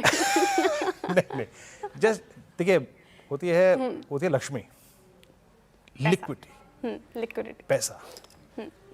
दुनिया का हर इंडिकेटर पैसा क्रिएट करता है। कोई चीज़ ओवरसोल्ड है, ओवरबॉट है, चल रही है, नहीं चलेगी, ये तय करता है पैसा। तो मैंने इस बार पहला चैप्टर रखा है, हाँ, लिक्विडिटी पैटर्न। आज सुबह सुबह जब हम स्ट्रेटेजी डिस्कस करते हैं, अनुज डिस्कस करते हैं, मैं डिस्कस करता हूँ, हम एफआईएस के स्टैट्स को लेते हैं। और आप यकीन मानिए श्रेया, लास्ट 1 साल में लोकसभा चुनाव जो हुए थे ना, उससे लगभग 1 महीने से पहले एफआईएस की पोजीशनिंग को अगर किसी ने समझ लिया हो, किसी ने पढ़ लिया हो, तो उसने पैसा बनाया। तो इस बार पहला चैप्टर एफएनओ गुरुकुल का होगा, लिक्विडिटी। हेमंत ठुकराल, और ये भी साथ ही समझाया साथ जाएगा चंदन, कि वीरेंद्र जी, एक सवाल मेरा भी, चंदन क्योंकि दापड़िया। आपने मुझसे पूछा, हाँ, बोलिए। कि क्या फर्स्ट चैप्टर में ये भी होगा कि एफआईज कहाँ खरीदारी कर रहे हैं, इसको कैसे ट्रैक करें, साथ ही ये कितना बड़ा सिग्निफिकेंट होता है? ये बिल्कुल होता है। मैं आपको एग्जांपल देता हूँ। आप just look at HDFC bank, है ना, just look at HDFC bank. ये क्या है? ये रिलेटिव स्ट्रेंथ है श्रेया। पूरा बाजार क्रैक हुआ, एक स्टॉक नहीं हिल के राजी हुआ, नीचे की तरफ पार्टिसिपेट नहीं किया, ये अपने आप में अगर आप देखें, that is called relative strength. ये इसका एक बड़ा सूचक होती है। लेकिन मैं बात कर रहा हूँ यहाँ पे श्रेया, एफआईएस की इंडेक्स में पोजीशनिंग, ओवरऑल मार्केट पे उनका आउटलुक। लिक्विडिटी को समझिए, रीड करिए, पढ़िए और आगे बढ़िए। बहुत ही बेहतरीन सेशन होगा। हेमंत ठुकराल होंगे, और इस बार मैंने जानबूझकर ये जो दोनों सेशन हैं, डे 1 के 13th के फर्स्ट और सेकंड सेशन हेमंत जी के साथ रखे हैं। तो आप डेरिवेटिव्स को पढ़िए, इंडेक्स की पोजीशंस, एफआईएस की पोजीशनिंग, स्ट्रैटेजीज, सब कुछ इस 2 दिन के वेबिनार में जुड़ जाइए। ये क्यूआर कोड आपकी स्क्रीन पर है, इसको स्कैन कीजिए, और पूरा जो स्ट्रक्चर है इस कार्यक्रम का, स्पीकर्स, सब कुछ, और इस कार्यक्रम में आपको अपने प्रश्न पूछने का मौका भी मिलेगा। श्रेया, ओके, तो 13 और 14 सितंबर 2025 आपके लिए एफएनओ गुरुकुल लेकर आ रहा है सीएनबीसी आवाज़। तो जो सवाल पूछते रहते हैं कि नेक्स्ट गुरुकुल कब है, तो डेट अब लॉन्च कर दिया गया, बता दिया गया है। तो ये क्यूआर कोड आप स्कैन कीजिए और हमारे साथ जुड़ जाइए, बहुत कुछ सीखने को मिलेगा। इनफैक्ट आपके फेवरेट एंकर्स भी होंगे, तो इंटरेक्ट भी कर सकते हैं आप। चलिए अब आगे बढ़ते हैं और कुछ और स्टॉक्स की बात करते हैं, इनफैक्ट जहां पर अच्छी खासी बाइंग हमें देखने को मिल रही है। एम्बर एंटरप्राइजेस के जिक्र कर रहे थे वीरेंद्र जी, वो डिस्कस किया हमने। बॉश एक बार रखिए स्क्रीन पे, 6% की तेज़ी इस पर्टिकुलर काउंटर में आज देखने को मिल रही है। इसको हम कन्वीनियंटली किसी भी बास्केट में डाल देते हैं। 4.5% की तेज़ी इस पर्टिकुलर काउंटर में। और अगर आप इस पर एक ट्रेड लेना चाहोगे, फिर धमाकेदार ऑप्शन की तरफ बढ़ेंगे। शिल्पा जी बताइए, बॉश यहाँ पर क्या स्ट्रैटेजी फिलहाल इन लेवल्स पर? जी बिल्कुल, बहुत स्ट्रेंथ है और आज काफी ऊपर भी है। 4-5% ऑलरेडी हमने आज इसमें देखा है स्ट्रेंथ बढ़ते हुए। लेकिन ये 40,200 जोन्स पे थोड़ा सा एक रेजिस्टेंस आ सकता है। इसके ऊपर फिर फ्रेश बाइंग आपको आते हुए मिलेगा, जहाँ पे 41,000 से 41,500 के लेवल्स आएंगे। ओके, तो पहला ट्रेड हो गया यहाँ पर बॉश की कॉल 39,865 पे ट्रेड करता है ये। मतलब ये बॉश करीब 39,865 पे। चलिए अब धमाकेदार ऑप्शन शुरू करते हैं, और पहला ट्रेड आएगा शिल्पा जी, मानस जी और प्रशांत जी की तरफ से। शिल्पा जी क्या पिक कर रही हैं ऑप्शंस में आप? जी वीरेंद्र जी, यहाँ पे मैं अभी भी सिंजिन के साथ ही जाना चाहूंगी। जुलाई सीरीज का 720 का कॉल ऑप्शन जो roughly 3-3.5 रुपए में भी ट्रेड कर रहा है, इसमें ही पार्टिसिपेट कीजिए। यहाँ पे स्टॉप लॉस 1.5 रुपए का रहेगा। छोटा सा स्टॉप लॉस है, लेकिन मुझे लगता है कि आज या कल तक इसमें आपको एक अच्छा खासा मूवमेंट आना चाहिए, जहाँ पे ये ऑप्शन आपको 6 से लेकर 9 रुपए तक भी ट्रेड करते हुए मिल सकता है। तो सिंजिन के 720 के कॉल पे जुलाई सीरीज। 700 का कॉल सिंजिन। प्रशांत जी, आप क्या पिक करें धमाकेदार ऑप्शन के लिए? तो श्रेया, मैं यहाँ, मुझे मेटल्स में काफी स्ट्रेंथ नजर आ रही है। एक अच्छी डिप आई थी, रिटेस्ट हो रहा है, यहाँ से टेक ऑफ हो सकता है। जिंदल स्टील मेरी चॉइस होगी, और इसकी अगस्त महीने की 990 स्ट्राइक प्राइस की कॉल ऑप्शन करीबन 34 के आसपास ट्रेड कर रही है। यहाँ मैं 24 के नीचे स्टॉप लॉस रख के बाय करने की सलाह दूंगा, और मेरा यहाँ पे टारगेट होगा 45 और 50, 45-50। ओके, चलिए अब चलते हैं मानस जी के पास उनके ऑप्शन ट्रेड के लिए। मानस क्या पिक कर रहे हैं आप? तो देखिए बीबीएल के ऑप्शन में खरीदारी करनी है वरुण बेवरेजेस के ऑप्शन में, क्योंकि यहाँ पर एक फ्रेश ब्रेकआउट चार्ट पे देखने को मिला है। तो 510 का कॉल ऑप्शन लिया जा सकता है। 14 रुपीज 60 पैसे पे ये ऑप्शन ट्रेड हो रहा है। इसमें आपको 9 रुपए का स्टॉप लॉस लगाना है और 25 रुपए के टारगेट सेट। ओके, 3 ट्रेड्स हमने पिक किया यहाँ पे। पहला ट्रेड आया था शिल्पा जी के सौजन्य से, उसके बाद शिल्पा जी का ट्रेड आपकी स्क्रीन पे, और ये रहा सिंजन की कॉल 720 की स्ट्राइक। ये भी एक शानदार स्ट्रक्चर। मैं जब शानदार बोलता हूँ इसलिए क्योंकि ये बेटर रिस्क रिवॉर्ड दे रहा है। ये लोअर ट्रैजेक्टरी से ऊपर आ रहा है। जेएसपीएल प्रशांत जी का ट्रेड रहा, और अभी अभी जो दूसरा ट्रेड पिक किया वो है मानस जी का ट्रेड। ये है वरुण बेवरेजेस की कॉल। एफएमसीजी आज सुबह हम बात भी कर रहे थे। मेरे ख्याल से वरुण बेवरेजेस सुबह सुबह आज आशीष बहती जी का ट्रेड भी था, बहुत अच्छा ट्रेड रहा वो, और पूरा सेक्टर आज एक पुल बैक जनरेट कर रहा है। अच्छा, इट्स 246। मैं इंडेक्स पे डिसाइसिवली कुछ कह सकता हूँ क्या? नहीं। देखिए शायद मैं आपको कह रहा था ना, हम थोड़ा सा स्केप्टिकल है एनवायरनमेंट में। 861 का लेवल था और 830 का लेवल को स्ट्राइक किया, और वहाँ से निफ्टी एकदम से कोलैप्स हुआ लगभग 40-50 पॉइंट। तो अभी हम थोड़ा सा ना स्केप्टिकल रहेंगे एक बड़े एवरेज, दो बड़े एवरेज के बीच में। बट जिसे कहते हैं ना expiry rated pull back, reversal, counter trend, उसको पार करने के लिए, उसको जनरेट करने के लिए 861 पार करना ज़रूरी हुआ। मेरे ख्याल से तब तक आप स्टॉक स्पेसिफिक करिए श्रेया। बिल्कुल, तो फिलहाल ये इंपॉर्टेंट लेवल जो अभी तक ब्रीच नहीं कर पा रहा निफ्टी, देखने वाली बात होगी अब कौन से लेवल्स पर ये क्लोजिंग दिखाता है। लेकिन कुछ और स्टॉक्स की बात करते हैं जहां पर अभी भी आप अपॉर्चुनिटी ढूंढ सकते हैं, और इनफैक्ट एफएमसीजी का ही जिक्र हो रहा था। वरुण बेवरेजेस रडार पे आ रहा था और इसके नतीजे काफ़ी अच्छे आए। रेवेन्यू में डिप के अलावा आप देखें उसके बावजूद प्रॉफिट में अच्छी खासी तेज़ी हमें देखने को मिली, बढ़ोतरी देखने को मिली है। तो वरुण बेवरेजेस में तो बाइंग है ही, साथ ही आप देखें यूनाइटेड स्पिरिट्स, इस पर भी ब्रोकरेज रिपोर्ट थी सुबह और काफ़ी बुलिश रिपोर्ट यूनाइटेड स्पिरिट्स पे, तो ये भी आधा फीसदी के करीब आपको कारोबार करता हुआ नजर आएगा। एचयूएल का देखें तो यहाँ पर भी आधा फीसदी की तेज़ी। In fact HDFC bank, ICICI bank और एचयूएल, उसके बाद अगर आप देखें तो एचयूएल का चार्ट भी काफ़ी स्ट्रॉन्ग नज़र आता है। इसको एक बार कंफर्म करते हैं। बताइए मानस जी, एचयूएल जिस तरीके से आज इसने निचले स्तरों से रिकवरी दिखाई है एफएमसीजी पैक में, क्योंकि वरुण बेवरेजेस भी आपके रडार पर आया, इस पर क्या राय होगी? देखिए एचयूएल ने कल ही कुछ इंडिकेशन दिए थे। स्टॉक ने अपने 20-डे मूविंग एवरेज को रीगेन कर लिया था, और उससे पहले हमने करेक्शन हम देख चुके हैं स्टॉक में। 200-डे मूविंग एवरेज पे स्टॉक ने बेस बनाने की कोशिश की, आज 10-डे मूविंग एवरेज को रीगेन कर लिया, तो पैटर्न पॉजिटिव है। आई थिंक यहाँ पर अगर एक ट्रेड लेना हो तो वो लॉन्ग साइड पे होगा। 24-34 के स्टॉप लॉस से खरीदारी करने की राय रहेगी। 24-85 तक के टारगेट्स पॉसिबल है।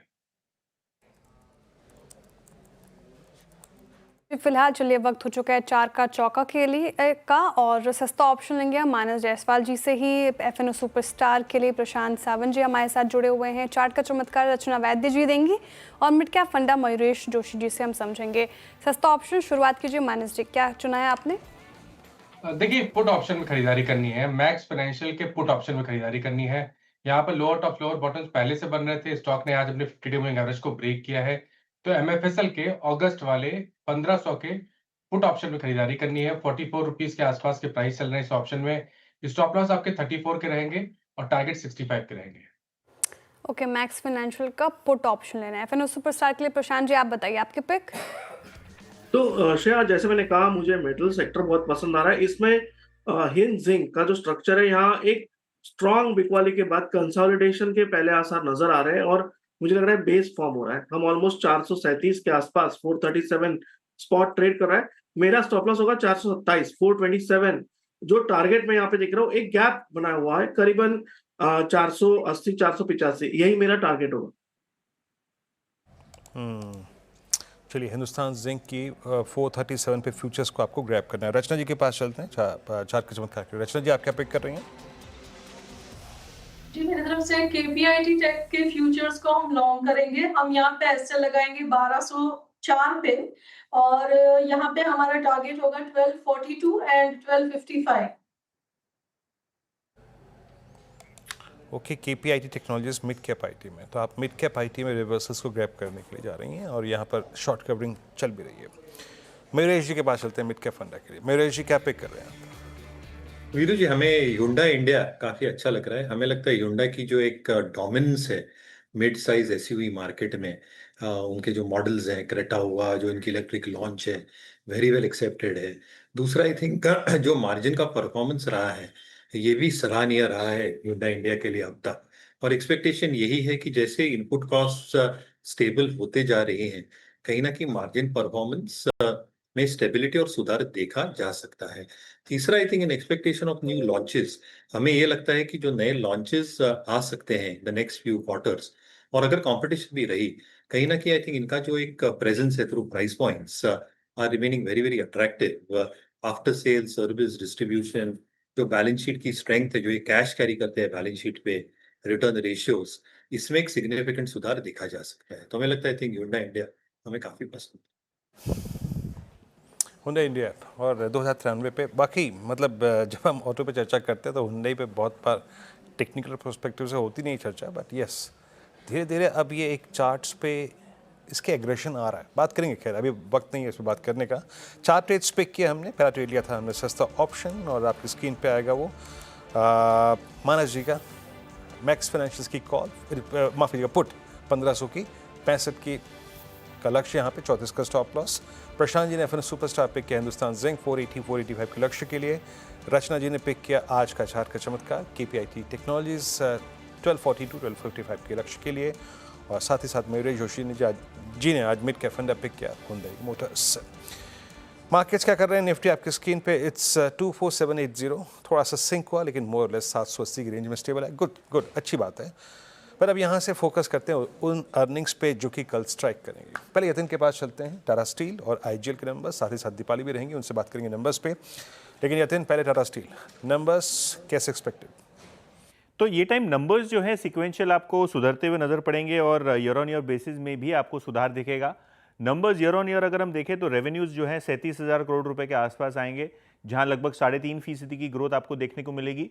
और लास्ट ईयर का जो मुनाफे का बेस है रिपोर्टेड बेसिस पे वो छोटा है, और इसीलिए कोटक का जो एस्टिमेट हमने लिया है उसमें उनका एक्सपेक्टेशन है 1777 करोड़ रुपए के आसपास का प्रॉफिट। तो ये काउंटर है जहां नजरें रहेंगी। और मार्जिन्स भी अगर हम देखें तो साल दर साल बेसिस पे लगभग 2.5% बढ़ के लगभग 14.25% के बीच आने की उम्मीद है। अगर हम स्टैंड अलोन नेट रियलाइजेशंस की बात करें तो सिक्वेंशियली 4% का इंप्रूवमेंट होगा। और अगर हम रेवेन्यूज़ की बात करें और वॉल्यूम्स की बात करें तो यहाँ थोड़ी बहुत दिक्कत है, क्योंकि स्टील के दाम पिछले साल के मुकाबले कम है। हालांकि जो इंडिया एबिटा पर टन है वो सिक्वेंशियली 18% बढ़ता हुआ नजर पड़ेगा, क्योंकि कोकिंग कोल और जो कोयले के कॉस्ट हैं वो कम हो रहे हैं और रियलाइजेशंस भी बढ़ रहे हैं। यूरोप की बात करें तो यहाँ ब्रेक इवन होगा, $2 प्रति टन के हिसाब से एबिटा आएगा, जो पिछले क्वार्टर लगभग $36 नेगेटिव में था। तो कहीं ना कहीं जो डच ऑपरेशंस में इंप्रूवमेंट और यूके में लोअर लॉसेज है, उसके कारण यहाँ ब्रेक इवन होता हुआ आपको नजर पड़ेगा। तो टाटा स्टील के जहां तक की नतीजे हैं, ये टाइम थोड़ा बहुत बेटर ऑपरेशन यूरोप फ्रंट पे आपको दिखाई पड़ेगा। ओके, टाटा स्टील के नतीजे यूरोप फ्रंट पे बेटर ऑपरेशंस दिखाई दे सकते हैं, लेकिन IGL के नतीजों से क्या स्ट्रीट अनुमान आके चल रहे थे जी? तो IGL की बात करें श्रेया, तो यहाँ नंबर्स सिक्वेंशियली इंप्रूव होंगे। आपको पता है पिछले साल जो है APM गैस की सप्लाई काफ़ी अच्छी थी, तो ईयर ऑन ईयर नहीं, अगर हम सिक्वेंशियल नंबर्स देखें तो सेल्स में 2% की इंप्रूवमेंट और एबिटा 53% बढ़ेगा। इसका 2 रीज़न है। सबसे पहले जो APM गैस है उसकी सप्लाई इंप्रूव हुई है और कंपनी ने दाम भी बढ़ाए, तो सिक्वेंशियल बेसिस पे गैस की सप्लाई इंप्रूवमेंट, और दूसरा कि जो प्राइस हाइक्स कंपनी ले ली इसका बेनिफिट आएगा। और कुल मिला के अगर हम बात करें तो एबिटा में अच्छी इंप्रूवमेंट होगी, 584 करोड़ के आसपास होगा, तो ये मिलियन में है एक्चुअली फिगर। और मुनाफे की बात करें तो 414 करोड़ रुपए के आसपास मुनाफे का इंपैक्ट आपको दिखेगा, लेकिन टैक्स ज़्यादा है उसके कारण मुनाफे में इंपैक्ट होगा। ओवरऑल प्राइस हाइक जो है वो मार्जिन रिकवरी को बेटर करेगा। और वॉल्यूम्स की बात करें तो सिक्वेंशियल बेसिस पे फ्लैट रहेगा 9.2 MMS CMD के आसपास। ओके, ये 2 नंबर्स यतिन बताने के लिए बहुत बहुत शुक्रिया। IGL टाटा स्टील आएंगे, मेटल्स पे थोड़ी बात डेडिकेटेड डिस्कशन और करेंगे, लेकिन थोड़ा सा विषय को और चेंज करते हैं। दीपाली के पास चलते हैं। इंडिगो और PNB, mid cap PSU banking में PNB, but let's start with the Indigo. Deepali, क्या एक्सपेक्टेशन है इस बार? इंडिगो के नंबर्स के साथ शुरुआत कर लेते हैं। नंबर्स मिक्स रह सकते हैं, सुधार थोड़ा देखने को मिलेगा सालाना आधार पर रेवेन्यूज में, एबिटा में, लेकिन प्रॉफिटेबिलिटी हो या मार्जिन हो वो थोड़े से इंपैक्ट हो रहे हैं। रेवेन्यूज इस क्वार्टर में 21,350 करोड़ रह सकते हैं वर्सेस 19,570 करोड़। मुनाफा 2380 करोड़ आ सकता है, घटकर 2730 करोड़ के आसपास। और अगर एबिटा की बात करें तो ये भी 50 टू 70 करोड़ के आसपास रह सकता है। स्लाइटली इंप्रूवमेंट देखने को मिल सकती है वाई बेसिस पे। और मार्जिन देखेंगे तो 26.3% से घटकर 24.7% पर रह सकते हैं। अगर हम ब्रेक करके देखें कि अवेलेबल सीट किलोमीटर्स या प्लांट लोड फैक्टर कैसा रहा है इस क्वार्टर में, उसकी बात करें तो अनुमान ये लगाया जा रहा है कि 15% की ग्रोथ देखने को मिल सकती है इस क्वार्टर में अवेलेबल सीट किलोमीटर्स पर। प्लांट लोड फैक्टर 85.5% के आसपास रहने की एक्सपेक्टेशंस हैं, जो कि पिछले साल सेम क्वार्टर के मुकाबले 86% का ड्रॉप देखने को मिल सकता है, जो कि इम्पैक्ट कर रहा है ओवरऑल अर्निंग्स को, स्पेशली प्रॉफिटेबिलिटी को और मार्जिन्स को। वहीं अगर रेवेन्यू पैसेंजर किलोमीटर्स देखें तो यहाँ भी सालाना आधार पर 13% की ग्रोथ रह सकती है, लेकिन प्लांट लोड फैक्टर जो है वो कम रह सकता है।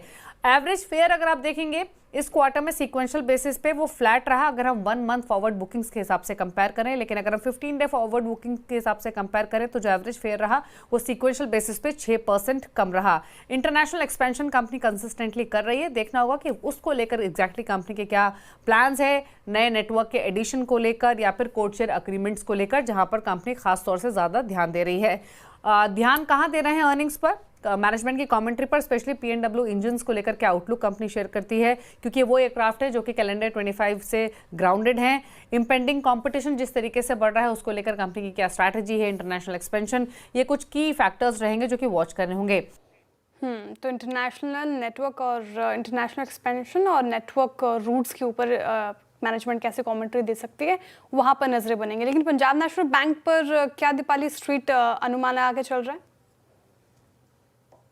पंजाब नेशनल बैंक की बात करें तो नंबर्स हर पैरामीटर पर बेहतर एक्सपेक्टेड हैं। मुनाफा 4140 करोड़ आ सकता है versus 3250 crore. Net interest income भी 10,480 करोड़ से बढ़कर 10,590 करोड़ रहने की पॉसिबिलिटी है। स्लाइट इंप्रूवमेंट यहाँ भी दिखेगा। और एबिटा भी 6690 करोड़ बढ़ सकता है वर्सेस 6580 करोड़।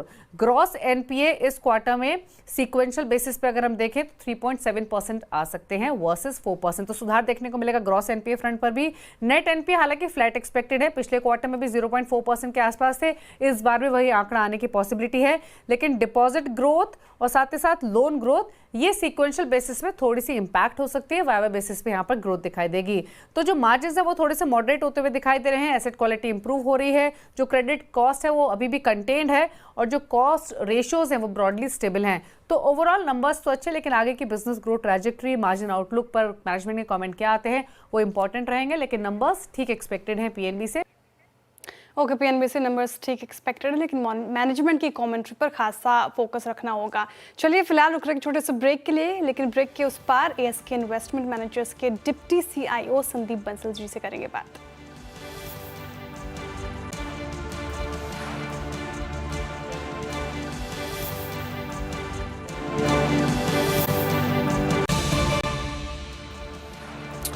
ब्रेक के बाद कार्यक्रम में आप सभी का फिर से स्वागत है। वो वोलेटिलिटी हाई ट्रैजेक्टरीज पे closer to I think 24,830.20 visible है, इंडेक्स में वोलेटिलिटी है। चलिए अभी काम करते हैं, विषय को यहाँ से मोड़ते हैं और चलते हैं हमारे बिग मार्केट वॉइसेस की कड़ी में। हमारे साथ श्री संदीप बंसल मौजूद हैं। संदीप जी नमस्कार, कार्यक्रम में स्वागत है। मैं ऑलमोस्ट इस अर्निंग के एक सबसे आखिरी छोर पर आपसे बात कर रहा हूँ सर। इस पूरे अर्निंग सीजन का एक अच्छा खासा आपको अंदाज़ा लग चुका है। आपकी एक्सपेक्टेशंस के मुताबिक ये अर्निंग सीज़न कैसा रहा, और अगर मैं इसका निचोड़ पूछूं, मतलब सबसे ज़्यादा सरप्राइज पॉजिटिवली आप कहाँ पे हुए और नेगेटिव सरप्राइजेस, निचोड़ क्या है इस अर्निंग सीज़न का आपके आकलन के मुताबिक? अपने शो में बुलाने के लिए धन्यवाद वीरेंद्र। अर्निंग सीजन हम कहेंगे कि एक्सपेक्टेशंस के मुकाबले मोटा मोटी इनलाइन रहा है। निफ्टी की करीब आधी कंपनियों ने अपना रिजल्ट्स डिक्लेयर कर दिया है। प्रॉफिट ग्रोथ या अर्निंग्स ग्रोथ लगभग 9 से 10% के आसपास रही हैं, जो एक्सपेक्टेशंस के मुकाबले मोटा मोटी इनलाइन रही हैं। एक्सपेक्टेशंस जो हैं पूरे साल के करीब 13 से 15% अर्निंग्स ग्रोथ का स्ट्रीट का एक्सपेक्टेशन है। उसमें second half of the year कि ऐसा मानना है कि second half of the year better रहेगा। तो इस क्वार्टर के अर्निंग्स एक्सपेक्टेशंस वैसे भी कुछ बहुत ज्यादा थे भी नहीं, तो रिलेटिवली म्यूटेड एक्सपेक्टेशंस पे, थोड़े से दबे हुए या सॉफ्ट एक्सपेक्टेशंस पे अर्निंग्स मोटा मोटी इनलाइन आई है। हमें जहाँ पे सरप्राइज मिला है, सीमेंट सेक्टर की अर्निंग्स अच्छी रही हैं। वहाँ पे जो सीमेंट के प्राइसेस हैं, सीमेंट के प्राइसेस ऊपर थे और रॉ मटेरियल के प्राइसेस, फ्यूल के प्राइसेस, कॉस्ट्स रिलेटिवली नीचे थे, तो मार्जिन्स में वहाँ पे अच्छा इजाफा आया है। तो सीमेंट सेक्टर एक ऐसा सेक्टर है जहाँ पे ये करंट क्वार्टर में शायद अर्निंग्स उतने अच्छे नहीं रहेंगे, क्योंकि मॉनसून में सीजनैलिटी रहती है जहाँ पे सीमेंट के प्राइसेस यूजुअली कम होते हैं। पर second half of the year के लिए आउटलुक अच्छा रहेगा। और अगर हम बाकी सेक्टर्स की बात करें तो बाकी सेक्टर्स में इन जनरल जैसे आईटी सेक्टर के जो अर्निंग्स हैं वो खास नहीं रहे हैं। वहाँ पे हमें लग भी नहीं रहा है कि आगे जाके भी अर्निंग्स में कोई बहुत ज़्यादा बढ़ोतरी आ सकती है। So mid single digit type की अर्निंग्स ग्रोथ वहाँ पर हमें लग रही है। ओवरऑल Q1 इन लाइन था, बट होप्स जो हैं वो ज़्यादा करके second half of the year पे हैं।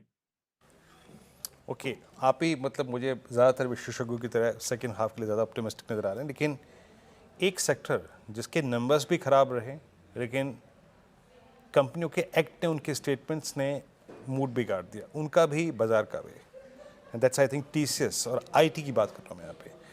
ये ले ऑफ, ये छटनी, ये जो छौंक लगाया है कल टीसीएस ने, मतलब आपको क्या लगता है, mean as a investment vehicle या फिर आपके इन्वेस्टमेंट कॉल्स में अब इस वक्त आईटी को आप कहाँ प्लेस कर रहे हैं कल के इस इंसिडेंट के बाद? सो वीरेंद्र, हमारा आईटी पे शुरू से ही उतना पॉजिटिव स्टांस नहीं रहा है। हम आईटी पे अंडरवेट ही हैं। इनफैक्ट हमारे जो सबसे मैक्सिमम अंडरवेट या हाईएस्ट अंडरवेट सेक्टर्स में से आईटी एक है, क्योंकि हमें आईटी में लॉन्ग टर्म जो ग्रोथ की ट्रेजेक्ट्री है वो ज़्यादा अच्छी नहीं या ज़्यादा मजबूत नहीं लग रही है। वो एक सेक्टर है जो एक रिलेटिवली मैच्योर सेक्टर है, वहाँ पे मिड सिंगल डिजिट तक की ही ग्रोथ की एक्सपेक्टेशन, एक रीजनेबल एक्सपेक्टेशन रहेगी। जो भी न्यूज़ फ्लो हमें देखने को मिल रहा है या कंपनी से जो कमेंट्री आ रही है, वो लार्जली एक डिमांड स्लोडाउन के कारण हो रहा है। ऊपर से नियर टर्म में कुछ वीजा रिलेटेड इश्यूज, कॉस्ट्स वो भी हो सकते हैं, एंड लॉन्गर टर्म में एआई रिलेटेड चैलेंजेस इस सेक्टर में तो हैं ही। वैल्यूएशंस स्टॉक प्राइस करेक्ट होने के बाद रीजनेबल लगते हैं, बट जो इनकी ग्रोथ आउटलुक है उसको देखते हुए अभी भी हम इस सेक्टर पे पॉजिटिव नहीं होंगे और हमारा अंडरवेट स्टांस ही मेंटेन रहेगा। हैविंग सेड दैट, यहाँ पे कुछ एक स्टॉक्स, कुछ एक पॉकेट्स ऐसे हो सकते हैं जहाँ पे क्या ग्रोथ अच्छी हो सकती है, वो बिल्कुल हो सकते हैं, वो हर ही सेक्टर में वैसा होता है। तो उन स्टॉक्स पे क्या एक पॉजिटिव व्यू बनाया जा सकता है? बिल्कुल बनाया जा सकता है, बट ओवरऑल सेक्टर पे तो हमारा ग्रोथ के कारण अंडरवेट स्टांस ही रहेगा। ओके, आईटी पर आप ये फिलहाल अंडरवेट हैं। Sandeep Bansal ji, good afternoon. श्रेया बात कर रही हूँ, क्योंकि हम अर्निंग सीजन को ही डिटेल में डिस्कस कर रहे हैं। अगर अर्निंग सीजन का अभी तक का हीरो अगर घोषित किया जाए तो इटर्नल को कहा जा सकता है, कोई अतिशयोक्ति नहीं होगी। जिस तरीके से क्विक कॉमर्स के आंकड़े आए और स्टॉक ने परफॉर्म किया, और पिछले वीक देखें तो 20% करीब करीब ये भाग चुका है। अब सवाल ये क्विक कॉमर्स स्पेस पर है मेरा, इस स्पेस को कैसे देख रहे हैं आप? जिस तरीके से टनल के नतीजे आए, क्या यहाँ पर आपका रुझान चेंज हुआ है आफ्टर रिजल्ट, या फिर अभी कहाँ स्टैंड कर रहे हैं basically? So good afternoon Shreya. Quick commerce का जो स्पेस है that is a very fast growing space. In fact हम पूरा इंडियन इकोनॉमी लिस्टेड मार्केट्स देखें, so one of the fastest growing segments में से इकोनॉमी के कोई है तो वो उसमें क्विक कॉमर्स की जगह जरूर होगी। तो उस हिसाब से हमें ये स्पेस पसंद है। वहाँ पे जो चैलेंजेस आते हैं उस स्पेस को इवैल्यूएट करते वक्त, वो आते हैं कि प्रॉफिटेबल ये सेगमेंट कब हो पाएगा, और दूसरा चैलेंज ये है कि वहाँ पे कंपेटिटिव इंटेंसिटी वो शायद बढ़ सकती है, क्योंकि जो बाकी ई कॉमर्स के प्लेयर्स हैं वो भी अपना प्रेजेंस वहां पर बढ़ा रहे हैं। कुछ एक ऑफलाइन रिटेल में जिनकी बड़ी प्रेजेंस है वो भी क्विक कॉमर्स के सेगमेंट को और करीब की नजर से देख रहे हैं, क्योंकि वहां पे ग्रोथ बहुत अच्छी है। तो उस कारण हो सकता है कि इस सेगमेंट में जो प्रॉफिटेबिलिटी है वो जो पहले एक्सपेक्ट करी जा रही थी उससे हो सकता है कि वहां पे थोड़ा सा डिले भी हो जाए। और इस स्पेस में जो स्टॉक्स हैं उनके वैल्यूएशंस उस कारण से थोड़े से महंगे लगते हैं। हमारा इस स्पेस में थोड़ा एक्सपोजर है। हाँ, जो ग्रोथ आई है वो काफी अच्छी आई है और हमें अच्छी भी लगती है, बट प्रॉफिटेबिलिटी का रिस्क और एलिवेटेड वैल्यूएशंस के कारण हम इस स्पेस को एक थोड़ा सा वक्त देंगे और एक relatively more attractive price value gap पर ही इसमें अपनी पोजीशन बढ़ाना चाहेंगे। ओके, संदीप जी, इस पूरे कॉन्वर्सेशन को थोड़ा और स्ट्रेच कर दूँ और पूरे कंजप्शन बास्केट में मैं अगर पूछूं आपसे, अभी एशियन पेंट्स के भी नंबर आए और वॉल्यूम के आंकड़े भी अच्छे नज़र आ रहे हैं, जिस तरीके से स्टॉक ने भी परफॉर्म किया, तो पूरा कंजप्शन बास्केट को लेकर आपका क्या रुझान है? अगर सेग्रीगेट करें तो कोई ऐसा कंजप्शन बास्केट में स्पेस जो आपको, जहाँ पे ग्रीन फ्लैग्स नज़र आ रहे हैं, जहाँ पे स्ट्रेंथ नज़र आ रही है फिलहाल? सो श्रेया, ओवरऑल कंजम्पशन बास्केट जो है वो रिजल्ट्स थोड़े म्यूटेड ही रहे हैं। बास्केट एज अ होल की अगर हम बात करें तो थोड़ा सा वो एक्सपेक्टेड भी था। अर्बन कंजम्पशन में स्लो डाउन अभी भी चल रहा है। रूरल एरियाज जो हैं वहाँ पे थोड़ा सा जो पिकअप है वो मेंटेन्ड है। एक्सपेक्टेशन ऐसी है कि अगेन सेकेंड हाफ की तरफ हमें कंजम्पशन में थोड़ा सा एक ज़्यादा पिकअप दिखेगा। आप उसके लिए interest rate cuts, income tax cuts या इंक्रीजिंग कंज्यूमर लोन्स, ये सब जो हैं वो की ड्राइवर्स रहेंगे उस कंजम्पशन पिकअप के। इसलिए हमें जो सेगमेंट्स विद इन कंजम्पशन अच्छे लगते हैं वो डिस्क्रेशनरी कंजम्पशन है। जैसे ड्यूरेबल गुड्स वगैरह हैं, वहाँ पे नतीजे जिन कंपनीज के आए हैं, भले ही वो नतीजे रिजल्ट्स उतने अच्छे नहीं हैं, पर हमें ऐसा लगता है कि गोइंग फॉरवर्ड फेस्टिव सीजन और उसके बाद इनमें डिमांड में एक अच्छा पिकअप आएगा। और ये जो हमने ड्राइवर्स की बात करी वो इस चीज को हेल्प करेंगे। मॉनसून्स भी अच्छे रहे हैं, उसके कारण भी एक तो रूरल इनकम्स भी बढ़ेंगी।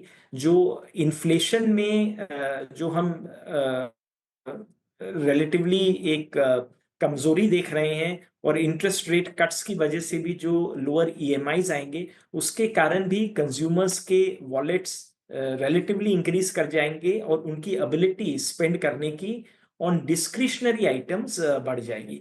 सो consumer as a basket results muted रहे हैं, एक्सपेक्टेड ही था, पर सेकेंड हाफ में हमें लगता है पिकअप आना चाहिए more on the discretionary side. Okay, अच्छा संदीप जी, एक चीज़ और है, मैं इनफैक्ट जब आपसे बात भी कर रहा हूँ उस वक्त बात करते करते Nifty health care index is at all time high 15,048। Yes, doctor साहब लिखाइएगा स्क्रीन पे भी, yes, it's hitting all time high. और बाजार ने स्ट्रॉन्ग कन्विक्शन, और कन्विक्शन से ज़्यादा एक जो चीज़ की ज़रूरत होती है वो होती है प्राइस की स्टेबिलिटी। आप पोस्ट कोविड देखिए, हर स्टोरी एक बार कोलैप्स हुई है। आपका आईटी कोलैप्स हो गया, एफएमसीजी कोलैप्स हो गया, आपका डायग्नोस्टिक कोलैप्स हो गया, लेकिन हॉस्पिटल्स कोलैप्स नहीं हुए। नो रिट्रेसमेंट व्हाटसोएवर, कोई भी देखिए दिक्कत नहीं थी। I mean health care is taking care of your wealth as well. तो ये आपके इन्वेस्टमेंट कॉल्स में कहाँ पर है इस वक्त? सो आपने सही कहा वीरेंद्र की hospitals as a space post COVID इसने काफी अच्छा किया है। उसमें बेनिफिट्स दो कारणों से आए हैं। एक, हॉस्पिटल्स ने अच्छा खासा एक्सपेंशन किया था बिफोर कोविड, और उसका बेनिफिट उनको मिला इन terms of volume growth, plus average revenue पर ऑपरेटिंग बेड उसमें एक अच्छा इजाफा आया है लास्ट काफी सालों से, जिसका बेनिफिट रेवेन्यूज और मार्जिन्स दोनों पे आया है। इस सेक्टर्स में हम ये नहीं कह सकते कि वैल्यूएशंस सस्ते हैं। जब भी अर्निंग्स सरप्राइज करती हैं तो वैल्यूएशंस भी उस हिसाब से बढ़ जाते हैं। पर हम इस सेक्टर पे काफ़ी फेवरेबल व्यू रखते हैं, हमारा एक्सपोजर भी है और हमें लगता है कि गिवन इंडिया में अंडर पेनिट्रेशन है, हेल्थ केयर फैसिलिटीज़ की लॉन्ग टर्म ग्रोथ अपॉर्चुनिटी बहुत बड़ी है और ये कंपनीज अच्छा मुनाफा कमाने के बाद वापस एक इन्वेस्टमेंट फेज में जा रही है जहां पर ये सब अपनी कैपेसिटीज बढ़ा रही हैं। तो इस स्पेस को हम लॉन्ग टर्म व्यू से एक फेवरेबल नजरिए से देखते हैं और इसमें हमारा अच्छा। प्रेफरेंस पैन इंडिया जो प्लेयर्स हैं उनकी तरफ थोड़ा ज्यादा रहेगा। मैं समझ गया आपका इशारा, बिल्कुल समझ गया। अच्छा, एक आप बताइए केमिकल्स पे आपका व्यू। कल हम इसी कार्यक्रम में टाटा केमिकल की मैनेजमेंट से बातचीत कर रहे थे, मुझे इस बार सभी कंपनियों के मार्जिन्स में एक एक्सपेंशन नज़र आया। It was a case I think in SRF as well, Tata chemical के केस में भी यही हुआ। हम उनसे जब बात कर रहे थे कल तो उन्होंने कहते कि प्राइसिंग को लेके हम भी बहुत श्योर नहीं है, बट मार्केट एक्सपेंड हो रहा है दोबारा भी। दो नंबर्स अच्छे रहे हैं लास्ट रिपोर्टेड क्वार्टर्स के केमिकल्स में। आपका टेक क्या कह रहा है केमिकल में? केमिकल सेक्टर पे हमारा व्यू आज के दिन में वीरेंद्र पॉजिटिव है। एक्सपोर्ट ओरिएंटेड बिजनेसेस पे जनरली हम पॉजिटिव नहीं हैं आज के दिन, क्योंकि हमें लगता है कि ग्लोबल अनसर्टेनिटी की वजह से ग्लोबल इकोनॉमिक ग्रोथ पे ज़्यादा प्रश्न चिन्ह है। इंडियन डोमेस्टिक मार्केट और उसकी ग्रोथ पे हमारा भरोसा ज़्यादा है। पर हैविंग सेड दैट, हमें ऐसा लगता है कि केमिकल्स में कई स्पेसेस में, क्योंकि केमिकल्स एक बहुत बड़ा वास्ट सेक्टर है, वहाँ पे कई स्पेसेस में प्राइसिंग शायद बॉटम आउट हो गई है। Long term opportunity chemical space के लिए इंडिया में काफ़ी अच्छी है। उस वजह से प्राइसिंग बॉटम आउट होने की वजह से हमें लगता है कि यहाँ पे कंपनीज का मार्जिन्स और रेवेन्यू ग्रोथ दोनों अच्छी रह सकती है। हाँ, एक बात जरूर है कि हाल फिलहाल लास्ट कुछ समय से ये स्टॉक्स चल गए हैं, तो वैल्यूएशंस भले ही उतने सस्ते नहीं हो, पर यहाँ पर पिक एंड चूज करके इन्वेस्ट करने की अपॉर्चुनिटी हमारे हिसाब से अच्छी है। वैल्यूएशन सस्ते नहीं हो सकते, लेकिन पिक एंड चूज करके आप इन्वेस्टमेंट की स्ट्रैटेजी अपना सकते हैं। बहुत शुक्रिया संदीप जी, आज हमारे साथ जुड़े आप और सभी सेक्टर्स पे आपने अच्छी तरीके से राय रखी, अपनी डिटेल्ड आंसर दिया। बहुत शुक्रिया आपके वक्त के लिए। चलिए अब आगे बढ़ते हैं और निफ्टी एट डे हाई के आसपास ही क्लोज होने की तैयारी कर रहा है। 24,811 के लेवल पर 24,828 तक गया आज के सत्र में फिलहाल तो। और बैंक निफ्टी भी देखिए काफ़ी वोलेटाइल सेशन था आज का। वैसे इनफैक्ट ये भी डे हाई तो नहीं, लेकिन उसी के आसपास क्लोज होने की तैयारी कर रहा है। 56,198 56,200 के करीब बैंक निफ्टी क्लोज होने की तैयारी कर रहा है। लेकिन सवाल है कि क्लोजिंग स्ट्रैटेजी क्या हो वीरेंद्र जी अब यहाँ से, क्योंकि आपने जो लेवल दिया था 24,861 का, वो तो अभी पार नहीं किया निफ्टी ने, तो कॉशियस ही रहे फिलहाल। देखिए श्रेया, क्या होता है ना, ट्रेड करने के लिए चाहे आप शॉर्ट करें लॉन्ग करें, एक प्रिफर्ड स्टॉप लॉस चाहिए होता है, आपका एग्जिट जोन चाहिए होता है, प्रिफर्ड एंट्री जोन चाहिए होता है। मैं उस प्राइस पे तय करने में सक्षम नहीं।